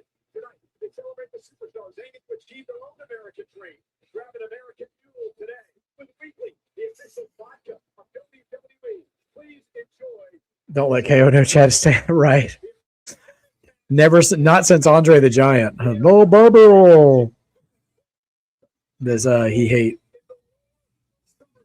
hate Tanner? 92, Bulldog and Hart in Wembley. 1995, Shawn and Frazier in a ladder match. 98, Triple H and The Rock in a ladder match. 2003, Gunther and McIntyre. And tonight, in 2026, Gable and Shout out to Modfather. It's Gable and Penta right now, and then we've just got Seth and Roman. Chad Gable here tonight. Trying to win the championship in his hometown. The famous family and friends. You take the opportunity to compete in your hometown. What is it like? Gable and Penta pretty much identical height. Handshake to begin. Shout out to Michael Cole. Penta doesn't let go of the handshake. He's giving a little extra chatter. He's like, come on, he's hyping up. These guys are going to go hard. Shout out to Michael Cole for giving a brief history lesson of some of the all-time great Intercontinental title matches at SummerSlam from 91 to 92 to 95 to 03 to 23 to 26. Some great stuff. Get that teach Gable something that's going to help him knock off Penta tonight. Well, Chad Gable started out as a parody of a luchador. Agreed, Modfather. Listen, guys, if you want to see what pro wrestling can be, pay attention to this match. It's both story and moves at the same time, and how the moves themselves tell a story. These two, I have high hopes for this match. The epitome of a fighting champion is taking on all has a beaten all comers. Gable rushing into the backbreaker by Penta. Cover now. Put it away and a kick out. KO Matt Cardona. Well, you know what? Last name. Now that KO is on SmackDown, he very well could brush up against Cardona at some point. Yeah, this is match 5 already. We have blown through SummerSlam. Gable chance bringing through the stadium here tonight in Minnesota. Penta Open hand shot from Penta. here tonight. Chad Gable is third. Yeah, Chad himself not beating luchadors. Whoa, caught Penta in midair. Deadlift German suplex. Oh, we're going to go triples. 2, 3, and the bridge.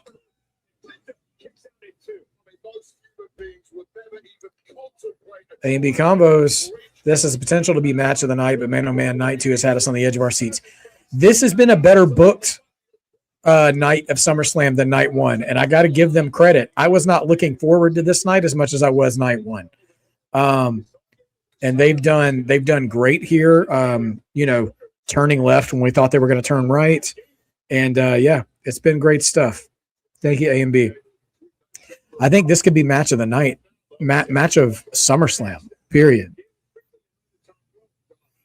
And listen, shout out to Io Sky and Liv Morgan, who currently, in my book, hold the title of match of SummerSlam this year so far.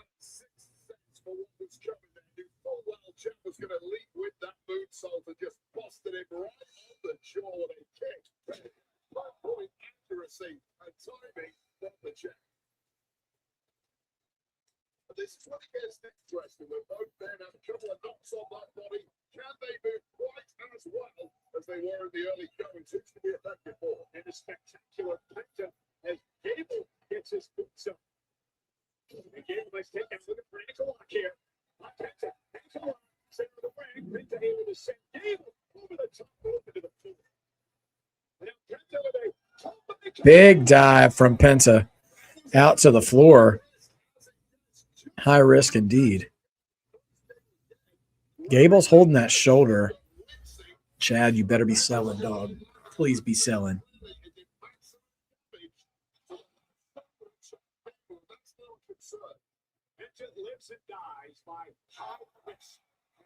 Man. Again, champions appendix. Gable has to bend or submit. Penta to win the title. Gunther and Nick was a great night. It was a great match too. Last name for sure.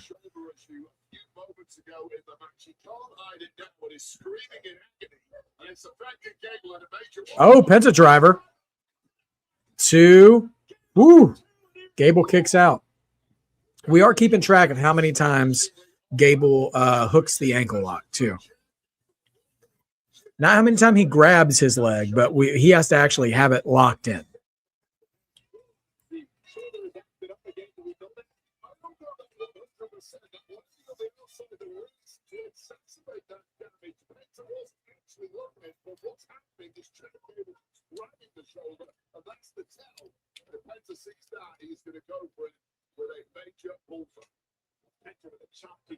Another chop from Penta.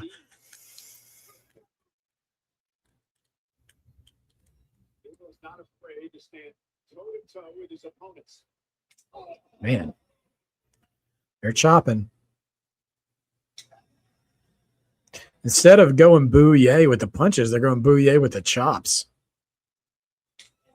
It would be cool if Kurt was around, last name for sure. Now it just looks like a slap fight. Come on, guys. Super kick from Penta. Oh, catches Penta on an overhead suplex. Only 2. Gable's bleeding.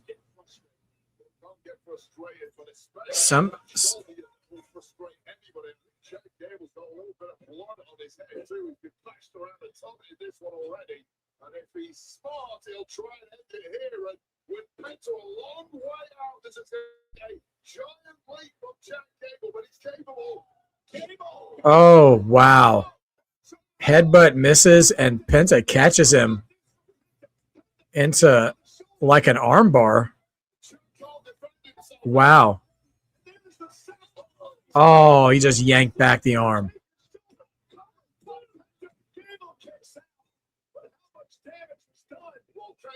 Is a competitor. He's going to keep on fighting, but you're right, Michael Cole, with that shoulder clearly busted as you like right now. I don't even know if Gable can put up a fight from here. Certainly can't defend himself. Oh, man. And Penta is like, if you're giving me the go-ahead, I'm going to go after that shoulder. Because he's trying to win this match. He's trying to keep that title.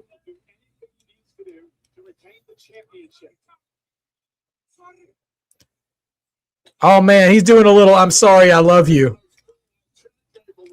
He said, I'm sorry, Chad, I'm sorry, and just like super kicked him right in the shoulder. And he's going for the destroyer. Oh, Gable caught it and rolls through. Ankle lock. That's one.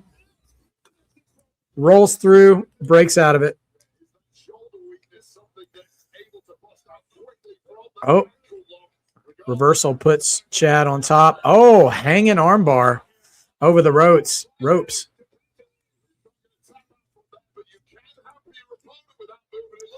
Double babyface match for the IC title. I mean, this has been pretty good.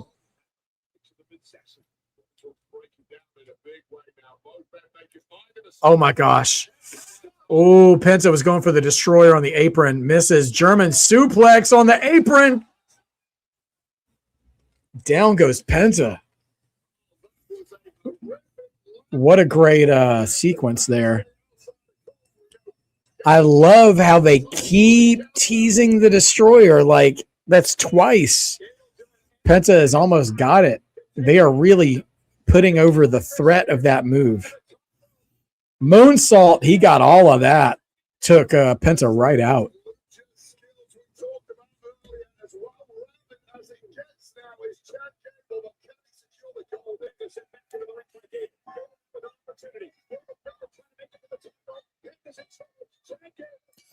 Gable coming off top, diving headbutt, but he couldn't even cover him with that shoulder. They've got to be. Chad is selling that shoulder so well, dude.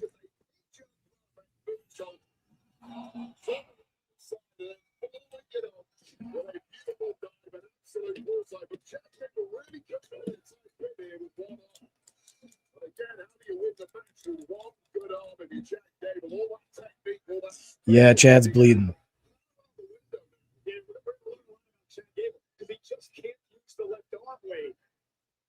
You can use it, but what's it at 20% strength? It's almost worthless here. Superplex coming up. No. Headbutt. And now Gable's on the apron again. Is he gonna do it? Oh, Mexican destroyer on the apron. Penta really protected Gable on that though, so it didn't look as nasty as it could have looked. But Gable kicks out. And honestly, the sloppiness of the destroyer worked in the favor of this match because Penta took the brunt of that bump on the destroyer on the apron, so you can make it look like, well, that wasn't enough to put Gable away. I don't know if they did that on purpose, but that actually worked in favor of the match. Nope. Oh, wow. Second ankle lock. He reversed to sidestep the destroyer and snaps on the ankle lock. We got the second ankle lock on now. He's in the middle of the ring. Will he grapevine that leg like Kurt would do? Can Penta get there? Oh, he got the ropes. He snatched him right back right when he touched him. Is Penta going to tap? Oh, we got the grapevine. He taps. He taps. Gable's the new champ, baby. All right, Gable. You'd love to see it.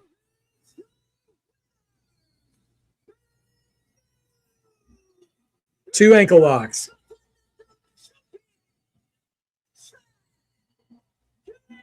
All right. Gable's crying, dude.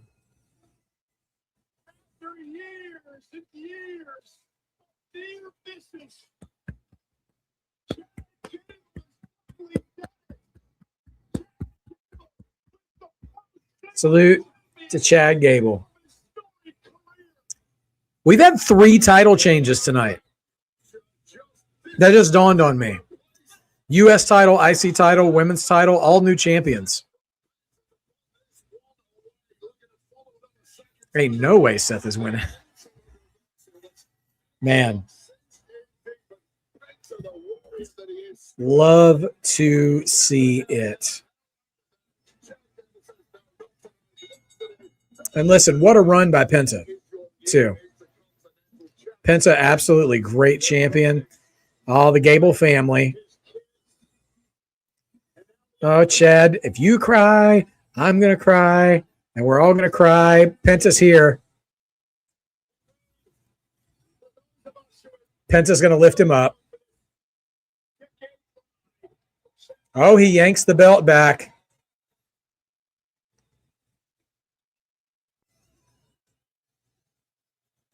He's calming the crowd. And he's putting the belt on Gable himself. Sportsmanship.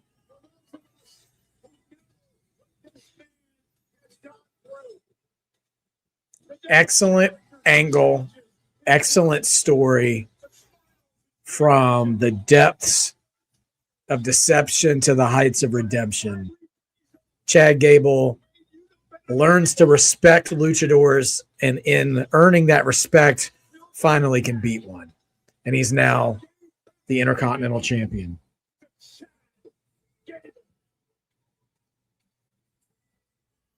And now the Gable family coming into the ring. I wish they would let Jason Jordan come down. Are those his parents too? Oh, geez. His wife, his 3 kids, his parents, like, and Minneapolis is here for Gable. Big response. I'm sure, Jason Jordan is. I bet he's standing in Gorilla right now waiting for him.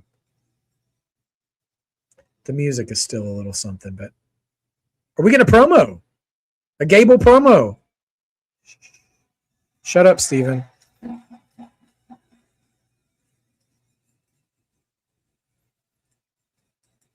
You deserve it, chance. This time it matters. This time it's worthy. It's a worthy chant.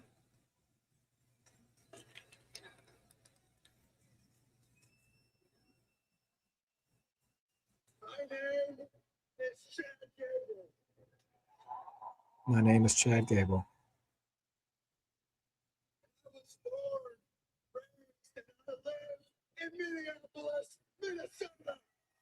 Born, raised, and live in Minneapolis, Minnesota. This is my family who stood by me through the highs and lows, all the way to this moment right now, when I can finally say, I am the Intercontinental Champion.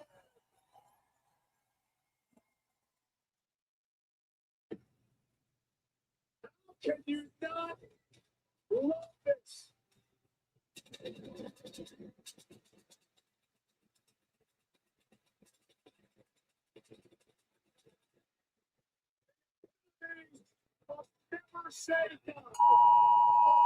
Whoa.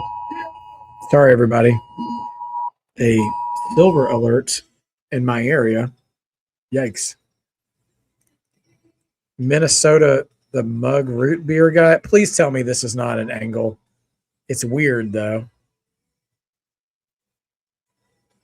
Oh, my gosh. He's just chugging mug root beer like Kurt Angle with milk. You got that dog in you.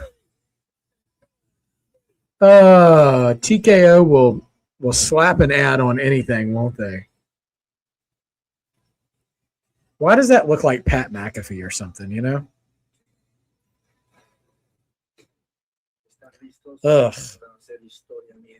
They almost ruined that moment with product placement. Almost. Shout out to Chad Gable, though. Feel good moment of the weekend.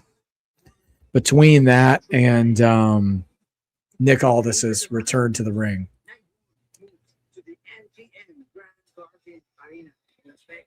Whew. Shout out to Mug Root Beer. Root beer, It's funny. I heard a stand-up comedian one time tell a story about how you never see root beer companies beefing with each other. By the way, as it comes to predictions right now, it's gotten closer. Six Ronin is only about 4 points ahead of Dawsey Chatham, who has come soaring back.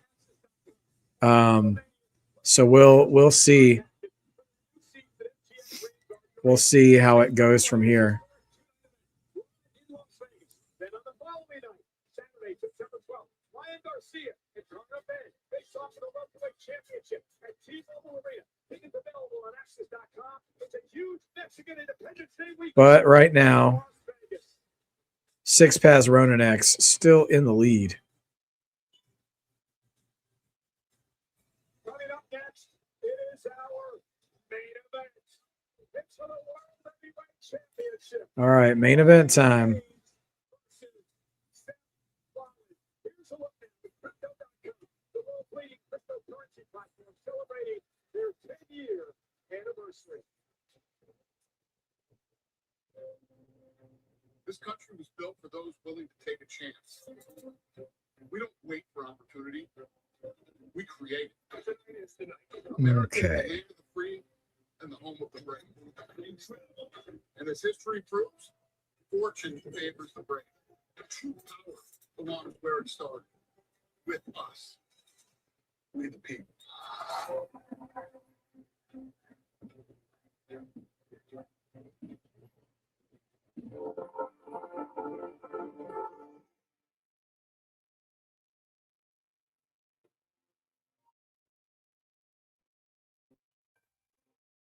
Right? It's crazy. I mean, it's these swings, man. Based on what I can tell from like a first view of the point totals for our community prediction contest, the real separators are people who correctly guessed that either Randy Orton or Kevin Owens were returning. Most people seem to pick Naomi, and there was one who picked Stephanie Vaquer. But there was only two people. One picked Randy Orton, the other picked Kevin Owens, which got you an extra 10 points. And then the match order. The match order questions really got everybody. That really separated the pack as well, the points in those. So that's it's always a little interesting to me how that shakes out.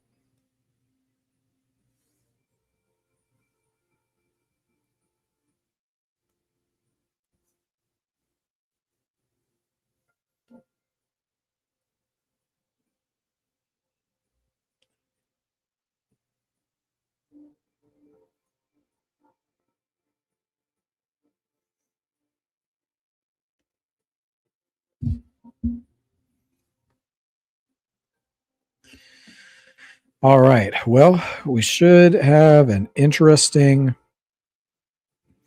things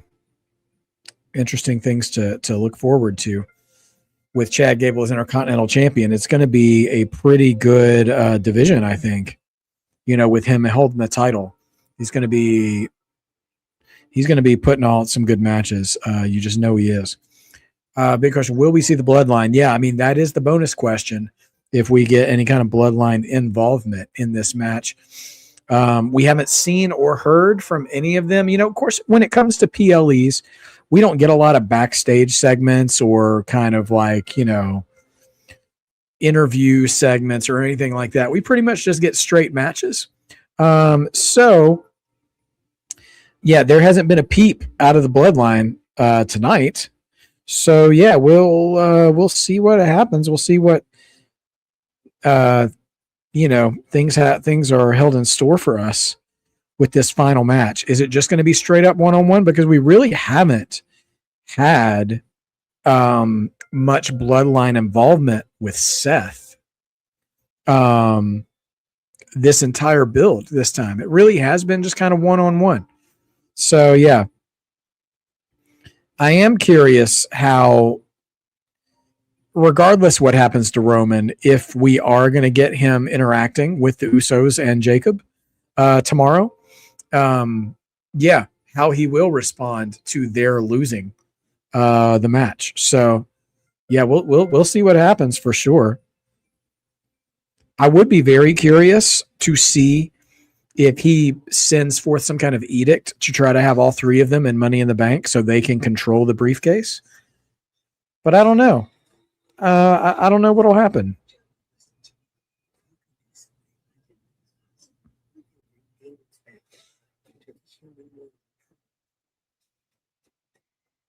Insidious. Another Insidious movie, huh?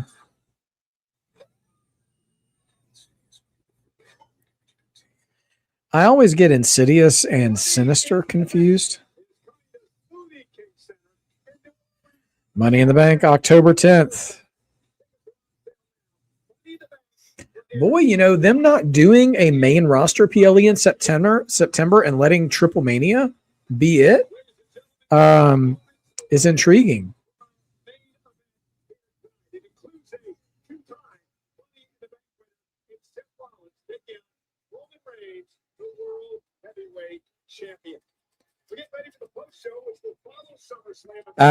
I might be in the minority on this, but I don't think Zilla Vatu is worth a debut in the main event of SummerSlam.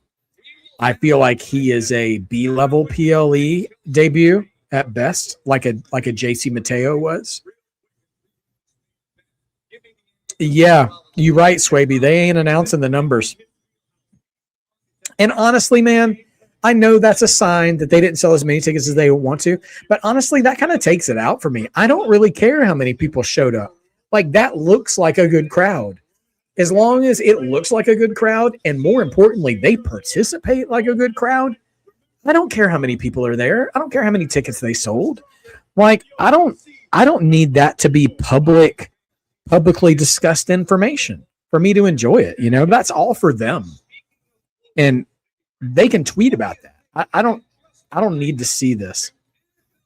Oh, Vikings logo in the background. Oh, Justin Jefferson's here. He's not just doing videos. Amen, CT Hill. Props to Penta and Chad Gable and a little bit of blood. Well, Justin Jefferson working his home crowd.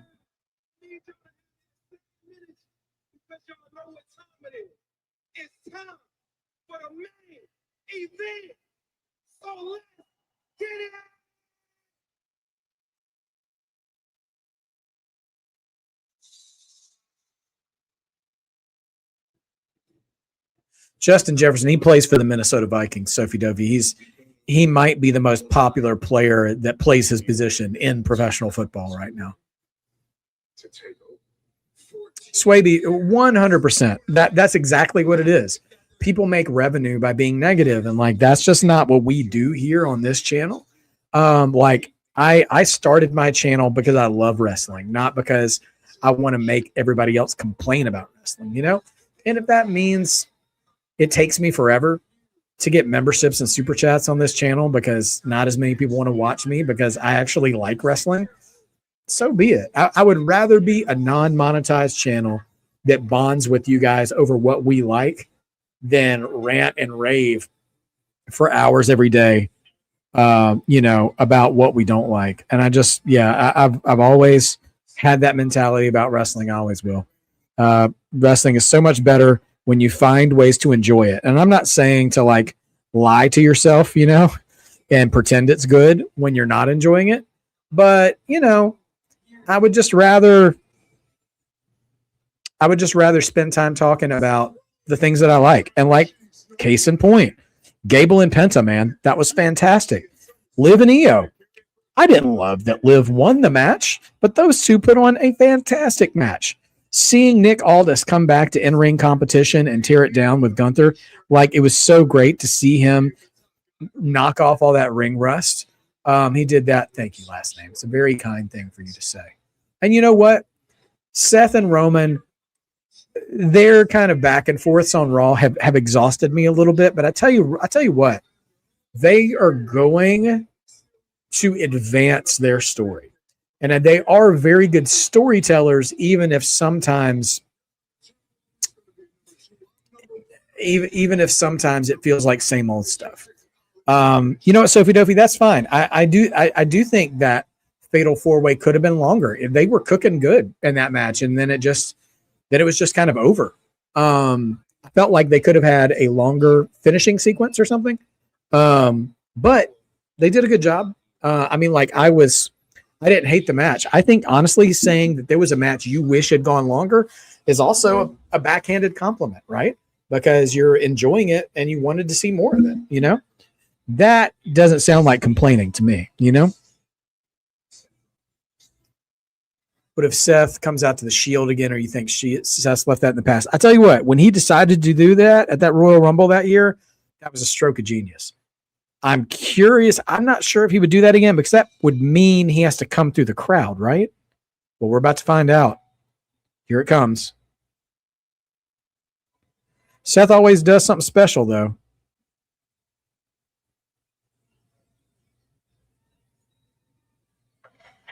Yep. You were right, Shamanika.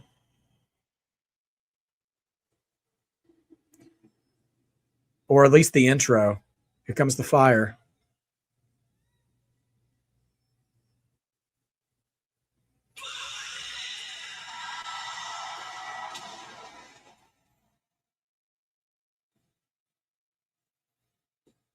I kind of dig that color scheme here. From his Tron, the purple and the orange and green. It's very Ultimate Warrior-ish, honestly. He'll beat the number 2 out of Reigns. He's got his Shield mask on, too. Seth does.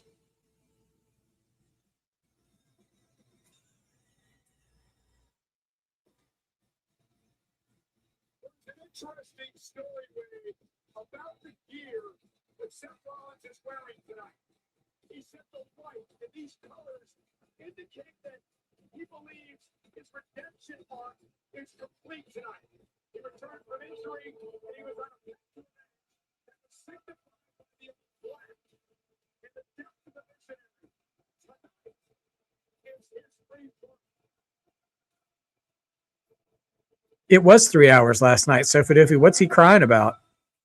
It was a 3-hour show. All right.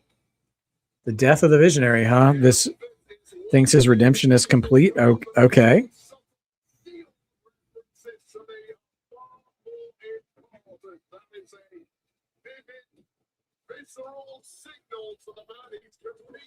But JD will complain about anything. If he's not complaining, he's not breathing.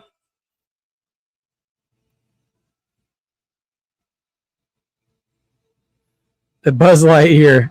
That's a good call. You know, Seth always be doing something, man, with his gear.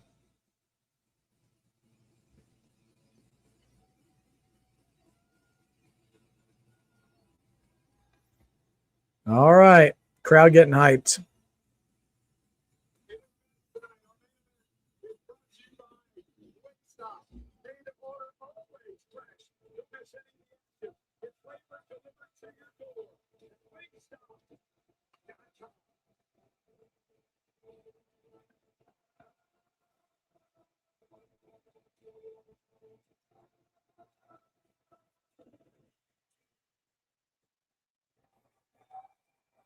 Okay. All right. Well, everybody get ready to do your acknowledging. This is going to get loud.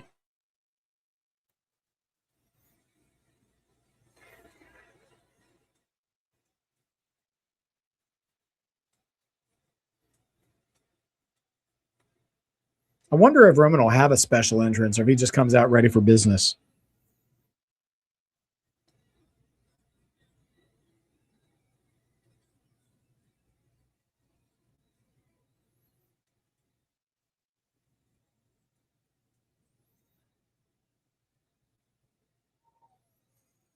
All right, here we go.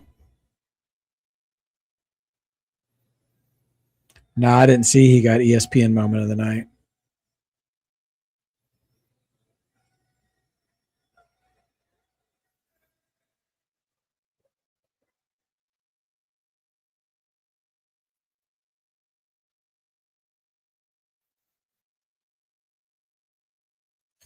Simon Miller's the only guy from What Culture I even interact with, and he's pretty good.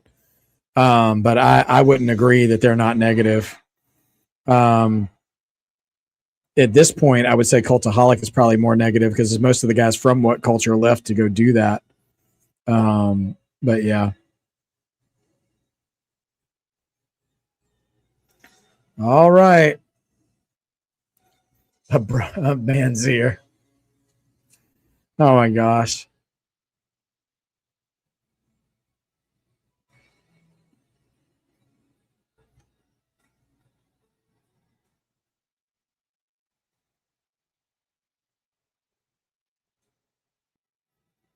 All right, here he comes. Yeah, see, no Gears of War costume for this man.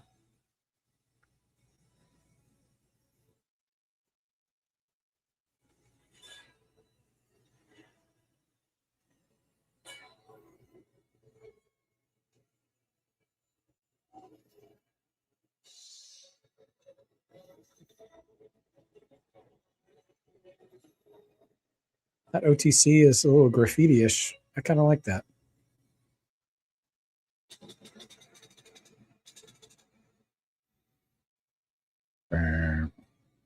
It's interesting that the infamous steel chair delivered a Roman Reigns 12 years ago that would dissolve the great groups in WWE history known as the Shield would actually lead to the birth of two of the greatest singles competitors of the last decade in WWE. Seth Rollins and Roman Reigns have become pioneers of this era.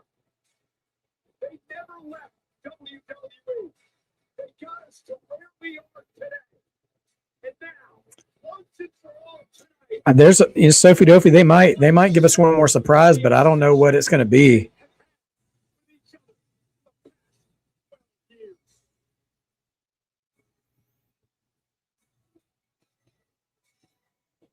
We'll have to see what it could be.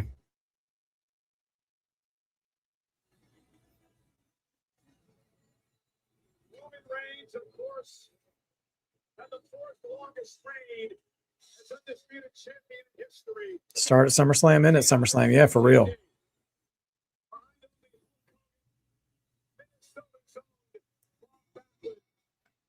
Yeah, we're coming up on the half hour, so my guess is we'll run another 3 hours tonight. Roman Reigns wants this reign to be different. He wants to do everything on his own. And so far, starting at WrestleMania, when he beat CM Punk for the title, he has done just that. Okay. Well, when you're a main eventer, you do kind of get to end up by default being a part of the big returns, the big ending show surprises, because you're usually around at the end of the show, right?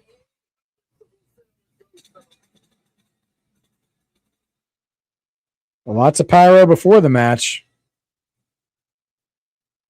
Two men who dominated Summerslam for the last 10 years. Roman Reigns with a record of 7-1. Seth Rollins with a record of 8-2. Last year, Rollins cashed in Money in the Bank on CM Punk. A few months later, he had to relinquish the world title due to injury. And tonight, he wants to win back the championship he never lost. All right, here we go.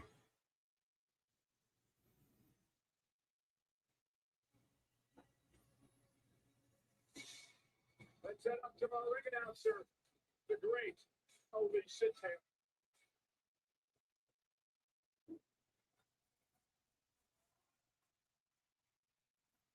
All right, here comes Alicia Taylor with the introductions.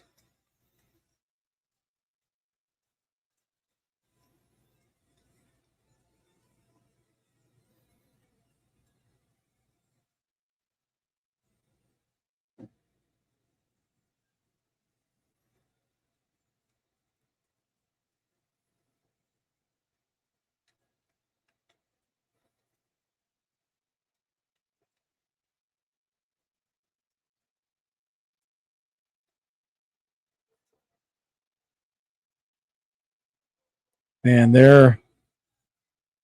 it's a lot of dueling chanting going on.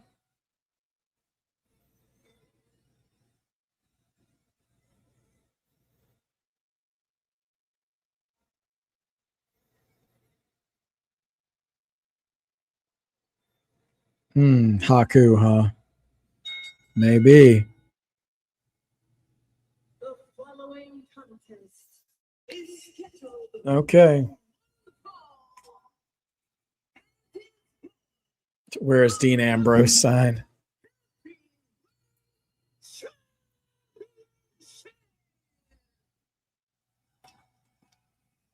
Introducing first, the challenger from Danhausen, 220 pounds, Seth.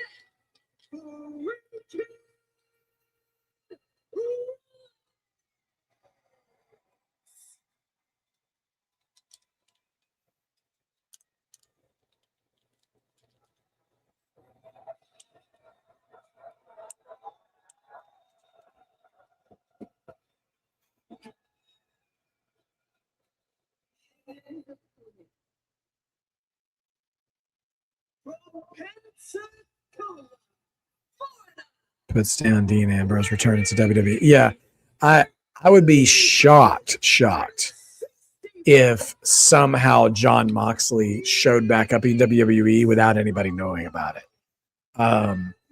His entire wrestling philosophy, and maybe he's just really good at selling AEW, but his entire wrestling existence seems to be antithetical to what WWE wants to put out there as a product. So he definitely seems like the kind of guy that never would want to come back to WWE. Whereas some of the other guys we have seen come back, and there might be some still there who, if they had a chance to come back, they might actually do it. The Rock showed up with Zilla and Haku and Jacob turn on Roman.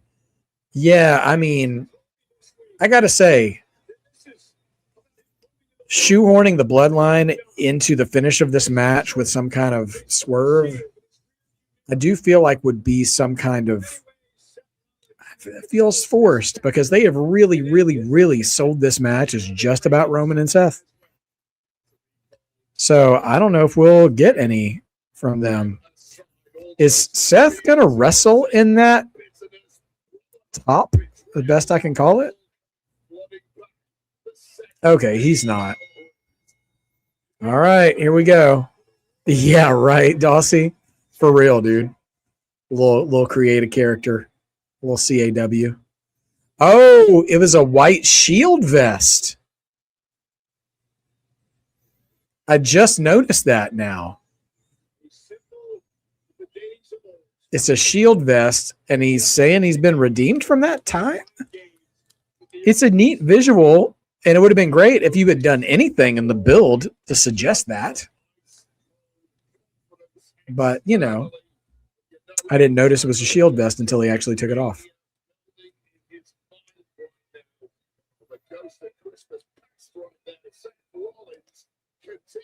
All right, here comes the slow, deliberate Roman Reigns style main event.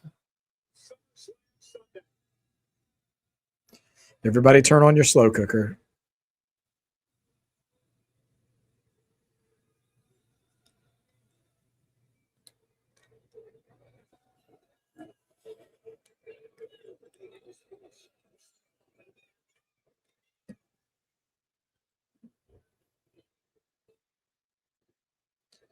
They're still jabbering.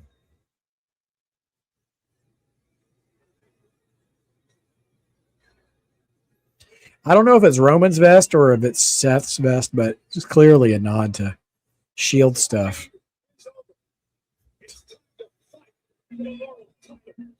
All right, here we go. Walking up. Boy, SummerSlam's really flown by this weekend.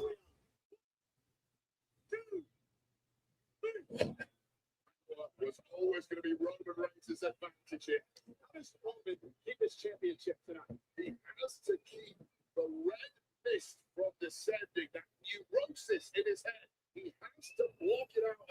Retro Jordan 5 grape. Okay. That's cool. I promise you, Seth Rollins is going to export that crap and turn it into a major cancer. Seth Rollins right from the off, just toying with Roman Reigns. They're going to make it right. You mentioned the 116-day reign of Roman Reigns as champion. It ended because Roman Reigns let his opponents get the best of him. Well, Punk and Cody had 30 minutes, so Roman and Seth are going to have something comparable. That Hell in a Cell match actually did go over 10 minutes. It was 11.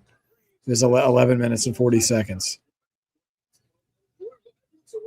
Physically speaking, very few can match the all-round abilities of Roman Reigns. Although, let's face it, Seth Rollins gets a hell of a lot closer than folks. All you have to do is throw Roman off his game and stop. Shenanigans, yeah, for sure. Yeah, Charles Robinson, even at his age, can take a heck of a ref bump, dude. He's old school.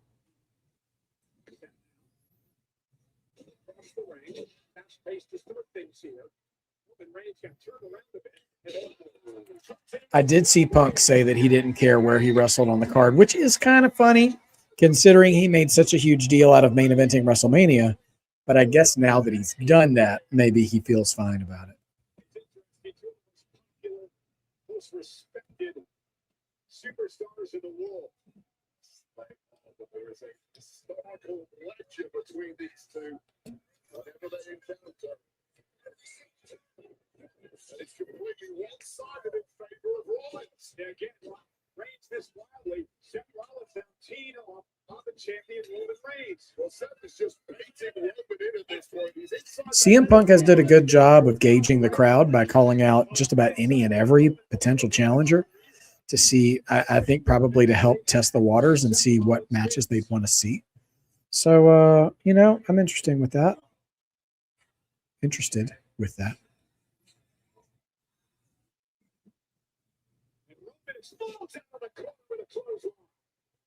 This is some rage inside Roman now. Lucas Thas is temporarily back. Reigns across the ring, missed wildly. Rollins with a kick right to the knee. Drops Roman Reigns with a super kick to the face. And again, Rollins is countering everything that Roman's trying. And this historical ghost that haunts Roman is continuing right now. That is coming in the head of the OTC. Well, you heard what Rollins said, right? He believes he's the architect of Roman Reigns, that he created the Reigns that we see today. Right now, we are seeing the psyche of Roman Reigns being shattered. Yeah, no, CM Punk and KO. I mean, that seems to be the feud we're going to get, right? Because KO is the number one contender now, and Punk is the champion. I think Chad will hold his title for a while. I imagine Chelsea doesn't hold the belt until Rhea comes back. Or if we get a Stephanie Vaquer or Naomi return, I could see them moving them over to take the belt from Chelsea as well. But I think Chelsea's reign, I think, will be contingent on how quick a bigger star returns. I think Corbin 100% changes the strap on that belt. Yeah, I think we probably get that by Friday. I would anyways. That only works for that only works for Trick. The Muppet fur. Abominable. Can you believe it?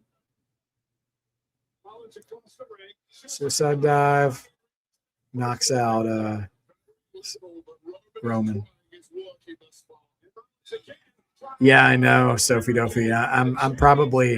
I'm probably wrecked in that prediction now. But to be fair, Chelsea Green did win a ladder match in 2026.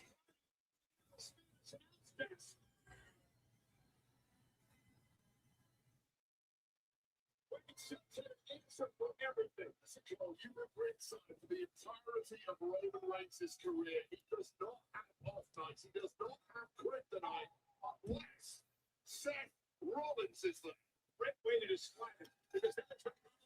And if Javon if Javon wins a title this year, I think it'll be a good year for me prediction wise, because my prediction about Chelsea winning Money in the Bank, I mean, I think we can all give me a little bit of grace there.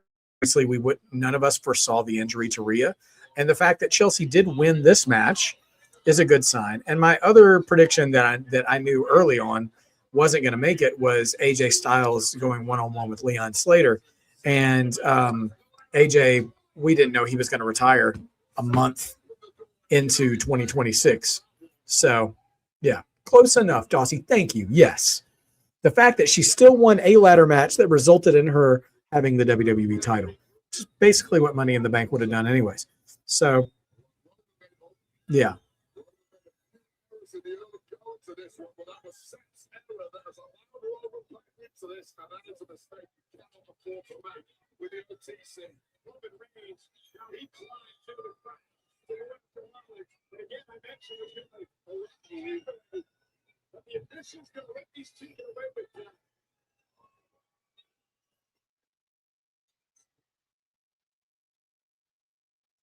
Oh boy, we're doing the walk and punch through the crowd. I gotta say, this kind of match stuff, I'm not a fan of this. And Roman loves to do it. Go through the crowd and just trade punches and then keep walking.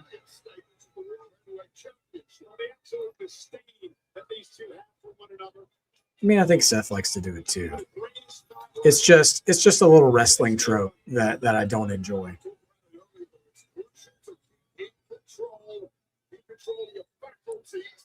Yeah, well, Sovido, you're right. It is a regular match, and Michael Cole has already had to be like, boy, you know, the referee sure is giving them a lot of leeway.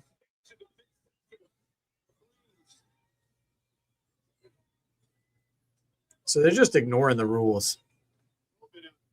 100% Dossie. Yeah. Yeah, the ref should, Sophie Duffy. Like, I don't.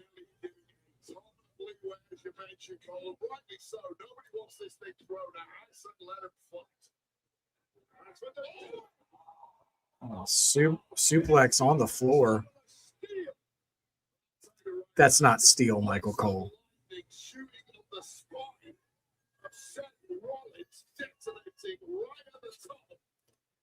It is supposed to be a normal match. Like, God bless Wade Barrett and Michael Cole. They are fighting for their lives on commentary, trying to make excuses why they have been counted out.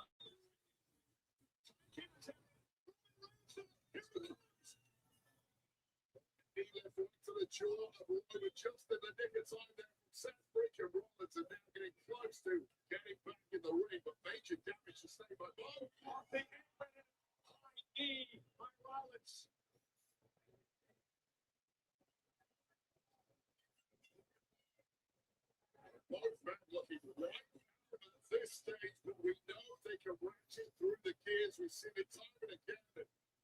Seth Rollins looks like he's got some major plans here. Corbin just trying to stand up, trying to use the barricade the balance. Over to the total survival.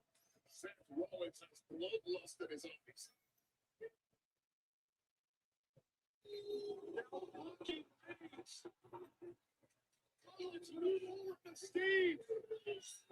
The weakest looking spear. He gets caught. And now he's going to get power bombed onto the announce table by Roman. Down he goes, and down goes the table.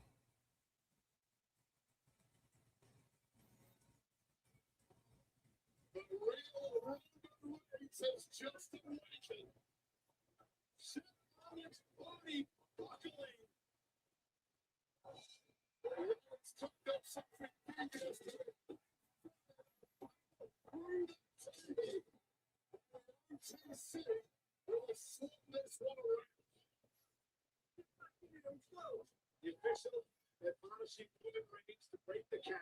The champion back in the ring momentarily.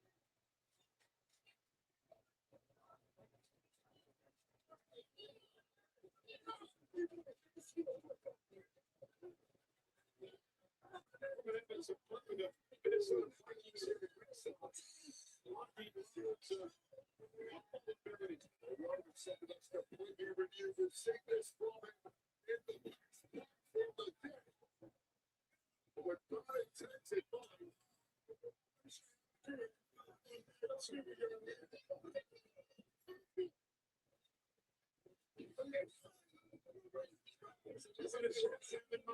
What punishment for Seth Rollins is going to use it?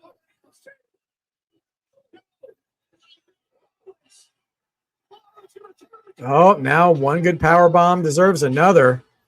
Goodness gracious.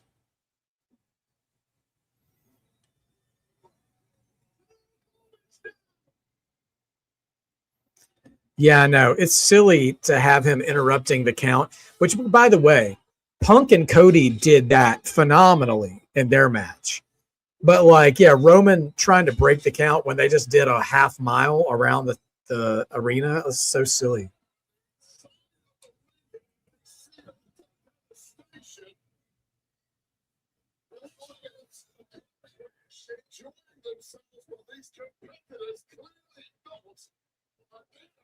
Crucially, encounter started, and both men completely touched it. It is only famous Roman. A count out. Keep the title around waist to the ring. Seth Rollins has to get Reigns back in the ring. But at least break the count. But even you know Roman Reigns doesn't want to end it like this. And now we're doing a count out.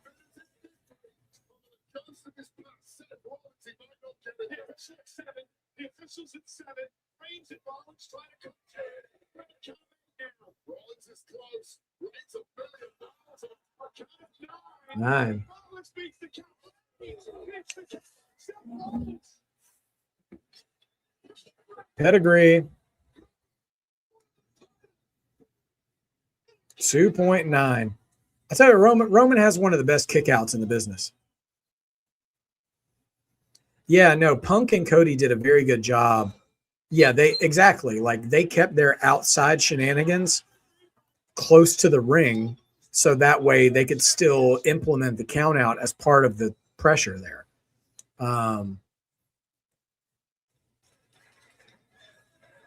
Do the 20 count.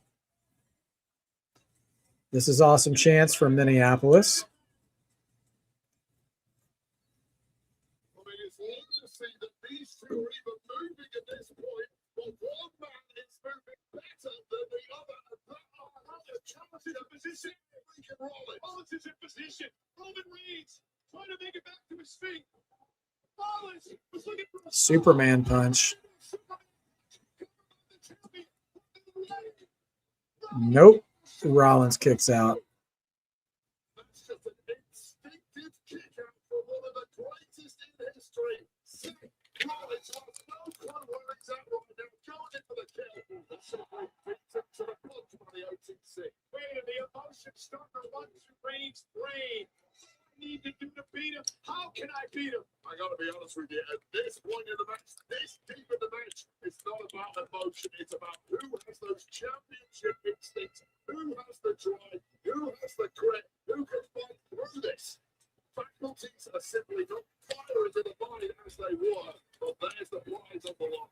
Two of the most important figures in the history of WWE are battling it out tonight for the World Heavyweight Championship. To be the man in this business. That SummerSlam set does look good, though. Will it be Rollins? Roman and those veneers, dog.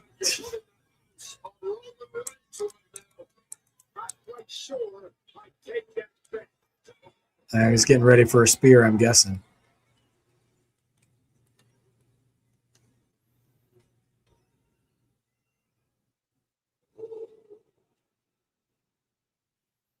Oh, he ducks it, and Roman goes face first into the turnbuckle and eats a stomp.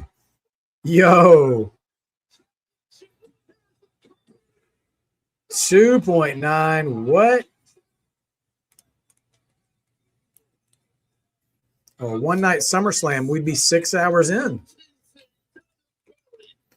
Be brutal. Yeah, JR would absolutely make this larger than life.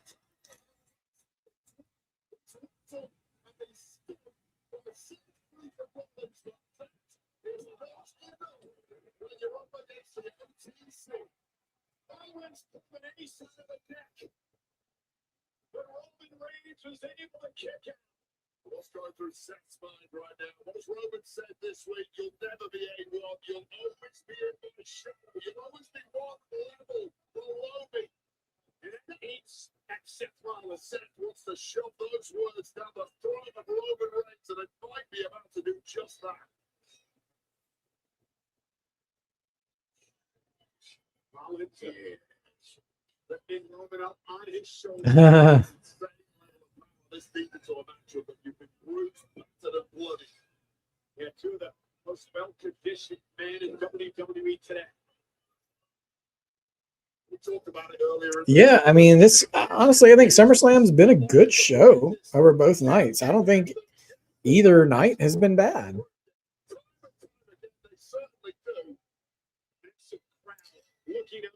All right, Seth going for this probably superplex Falcon Arrow combination that never wins.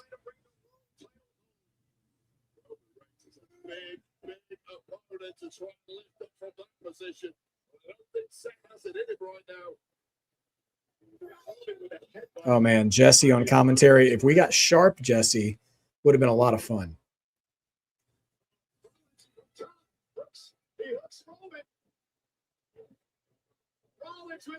And superplex. And rolling through. Falcon Arrow. Nope. Guillotine choke. Kind of a no-sell of the superplex. I've seen worse.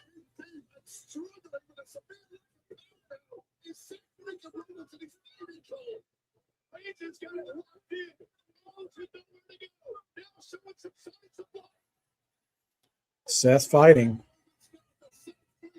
Oh, now Roman's got the legs locked around and got him dragged to the ground with the guillotine. Can Seth stay awake long enough to get out of it?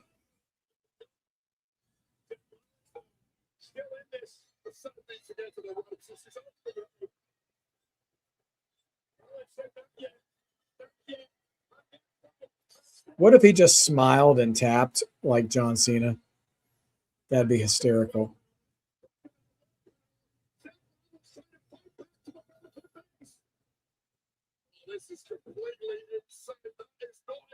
He's standing back up. Is he now going to try to redo the Falcon Arrow? Oh, well, he gets him out. He didn't get the Falcon Arrow, but oh, and ate the spear. 2.9.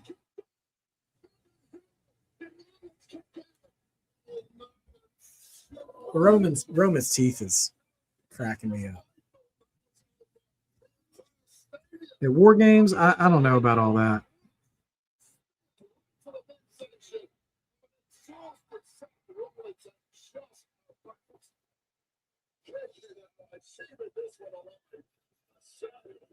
This is how I play 2K. Oh, gosh. Roman's teeth are so, like, visually disruptive. It looks like he's wearing a mouth guard.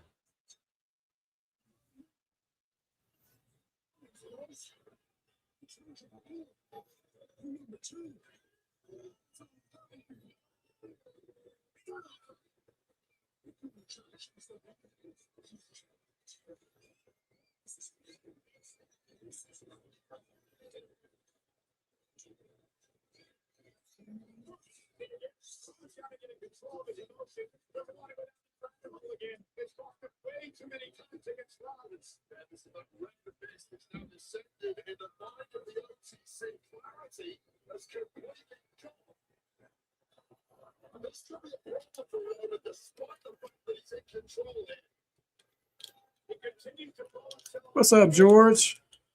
Night 2's been a real surprise. We got a return. Oh, Seth spears Roman out of the air, intercepts his own spear. Pretty clean spear, too. Nope. Another kick out. So Kevin Owens returned, and he's actually our new #1 contender. He came out and beat Sami Zayn, Finn Balor, and Gunther, who had been added to that match by Nick Aldis at the beginning of the show. Baron Corbin is our new U.S. champion. Chelsea Green won the ladder match, and she's the new women's champion, and Chad Gable is our new Intercontinental champion. And Danhausen won the Human Monies. And we're still in the latter stages of Roman and Seth right now. Well, night 2 shows it's a roller coaster ride, right? You want to end well, so the peak of the show, send everybody home happy. That tends to be why the night 2 stuff usually tends to over deliver. And you also have people watching night 1, like the actual talent, being like, now I'm motivated to go and outperform you. I think that's part of it.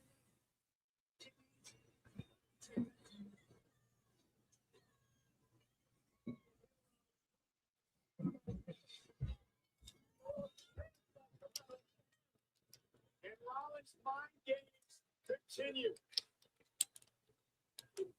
Lifting Roman up. Into the ring. Rollins with a Buckle bomb. Ooh. And he misses the stomp. Reigns power bomb. Buckle bomb to Seth. Oh, and Roman hits a stomp.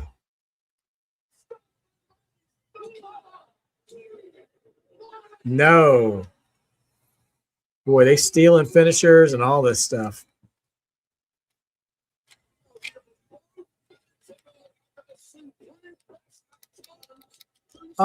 Sophie Dopey, I do think they should have split up the 6-person tags. I think one 6-person tag should have been on one night and one on the other. I also think putting the U.S. title on one night and the Intercontinental title on the other night would have been better too. But that's just my preference. So you can balance out each night. Like each night has a world title match. Each night has a mid card title match. Each night has a what was the third thing I was going to say? A 6-person tag. I disagree, George. I thought the Liv and Io match was the best match of SummerSlam so far, other than the Gable Penta match we got tonight. Yeah, Shamanica, seeing Seth bring out the Phoenix Splash one more time would be really cool.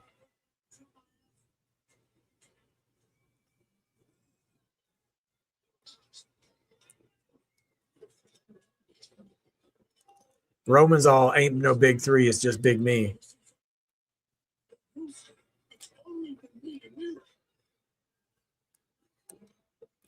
They're back to cutting promos on each other in the middle of the match, trying to do something cinematic, but they're just arguing.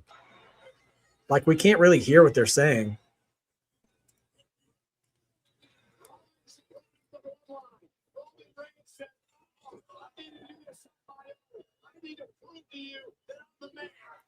Now we're throwing hands.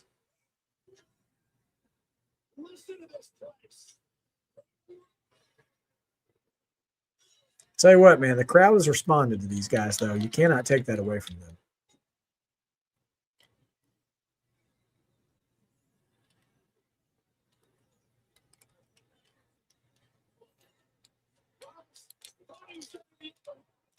Oh, ref bump time. Ref bump time. Now everybody's standing on their feet like trained dogs, waiting to see if somebody runs in.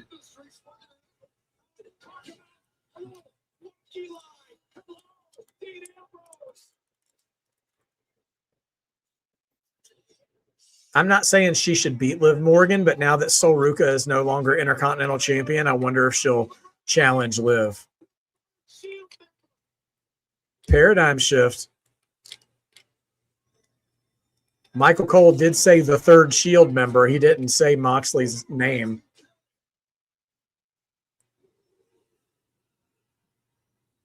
Spear. Oh, Roman just speared the ref. And there's the stomp, but of course, there is no ref.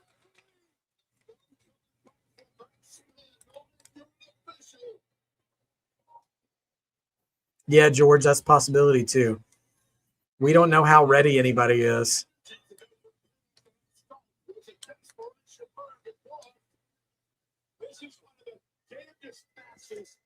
Well, is anybody going to run in? They're just laying here with a bumped ref.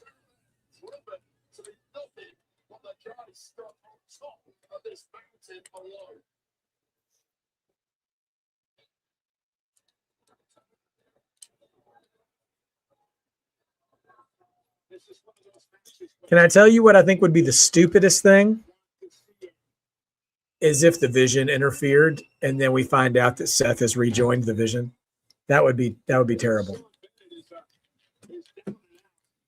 Hi. What time?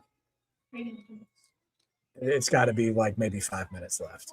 Yeah, because we're in the main event right now. So, yeah, way better than this match.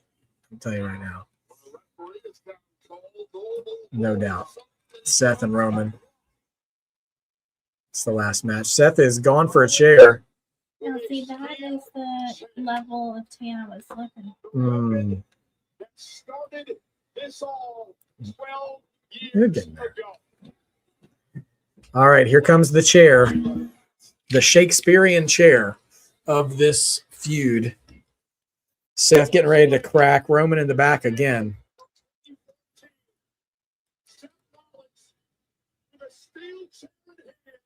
Is anybody about to stop this from happening? Oh, Roman stops it himself. And now Roman's looking at the chair. It's like the one wish willow of this feud.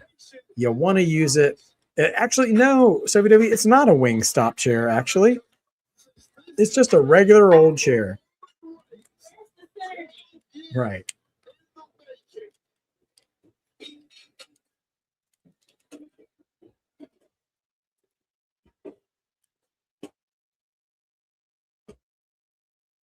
All right. Now Seth with his back turned.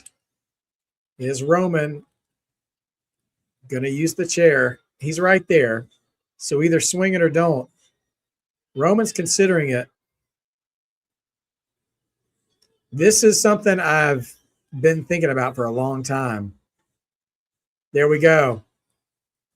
Roman's giving it up. And the crowd, this moment is lost on the crowd. Roman has decided not to use the chair. And honestly, shame on Minneapolis for not getting that this is an important moment in the evolution of Roman Reigns. I'm done with cracking you in the back with I'm done with the chair. I'm going to beat you as a man. There we go. I cannot believe the crowd did not they've been pouring that history into us for 10 years and they completely missed the mark on that being important.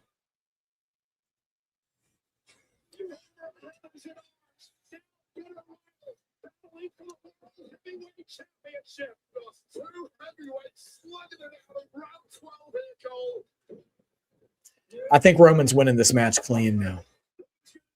I genuinely think he is. I think his decision to try to beat him like a man instead of using a chair is going to, I don't want to go so far as say redeem him.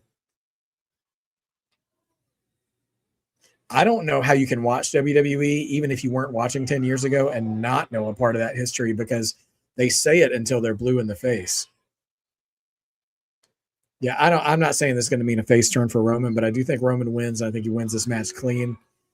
And I hope that actually produces some kind of evolution of his character to give us something fresh.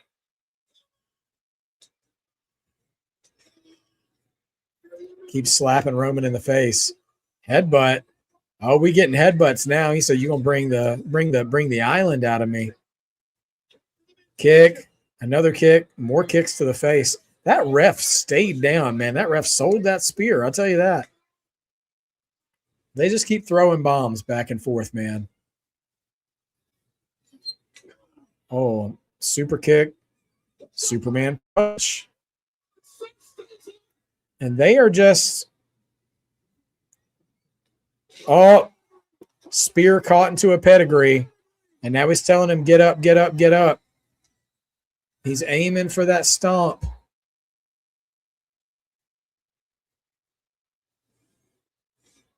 Oh, he misses the stomp. Seth going back again, but he hits it the second time.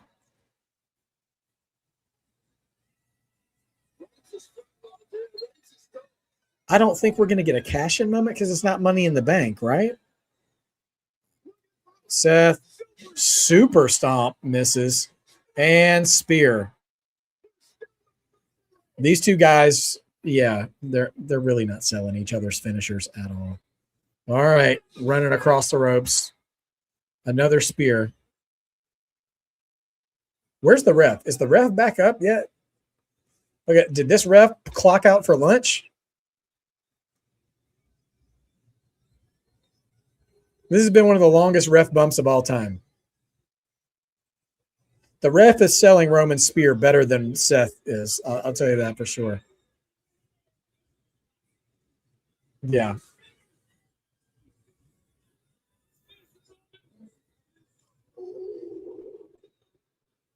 One more spear. Down he goes. Oh, the ref's awake. And that's 3. The ref.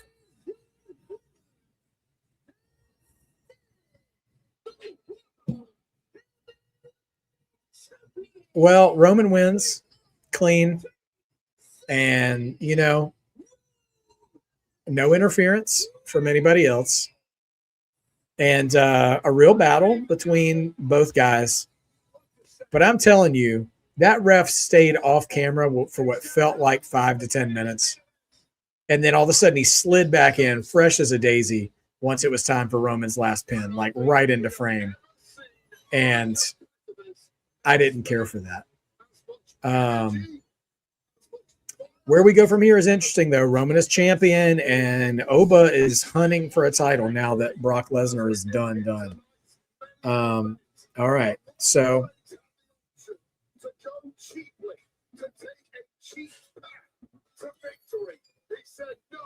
I need to be set the right way. I need to show the world that I am the better man. So let's see what kind of post-match stuff we get.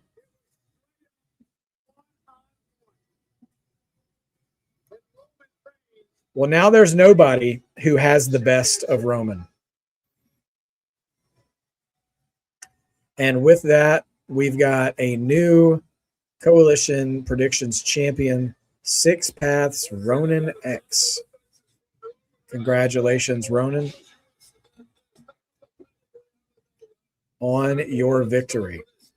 You now hold the big, beautiful Coalition Predictions Championship belt, which will be up for grabs at the next big show that we do predictions for. It was almost that Roman Reigns would end this with not one, not 2, but 3 spears. Remember the Shield, the brothers of 3.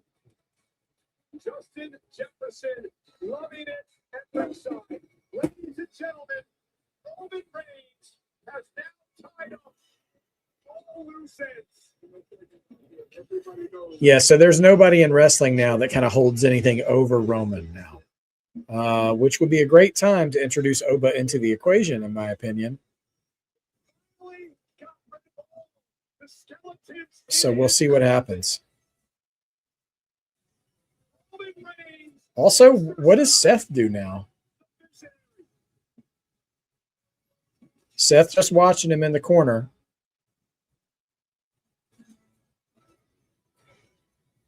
Before tonight, Roman Reigns proves he was just one step better.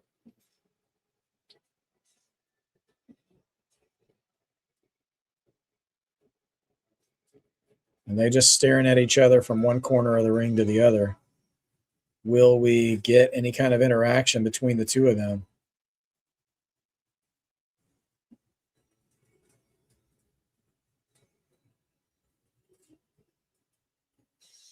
I'll tell you what would be I mean, it would be out of character for Roman and people would complain about it.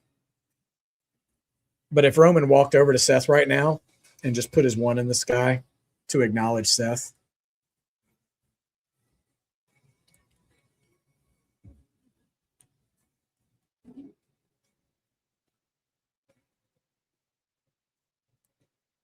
wait a minute. Did he just, Roman just walked to the middle of the ring and put his fist out, Shield style. Okay. This is a peacemaking affair. Seth's going to get up. Oh, and he's still got a Shield mask. How convenient. It's right there. Seth holding the Shield mask, approaching Roman. Crowd is quiet. He put the Shield mask down. Seth and Roman make peace. That might be the last time we see them one-on-one. I said I wanted to see that happen the last time they ever faced each other. Seth and Roman, mutual respect. What a night 2 has really been a night of respect, hasn't it?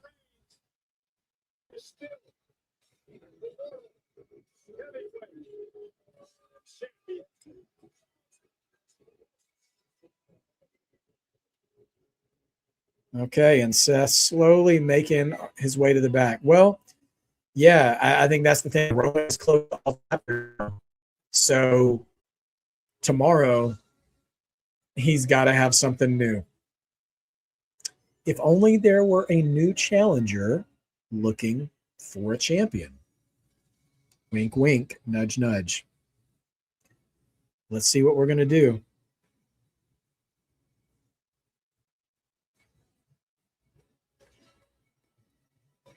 Seth's leaning down. Roman's leaning down. Grabs the Shield mask.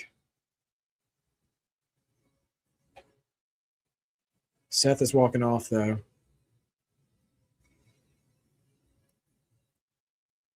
Yeah, Shamanica, good call. Maybe a nod to Ambrose, to Moxley there. Well, that is it for SummerSlam, guys.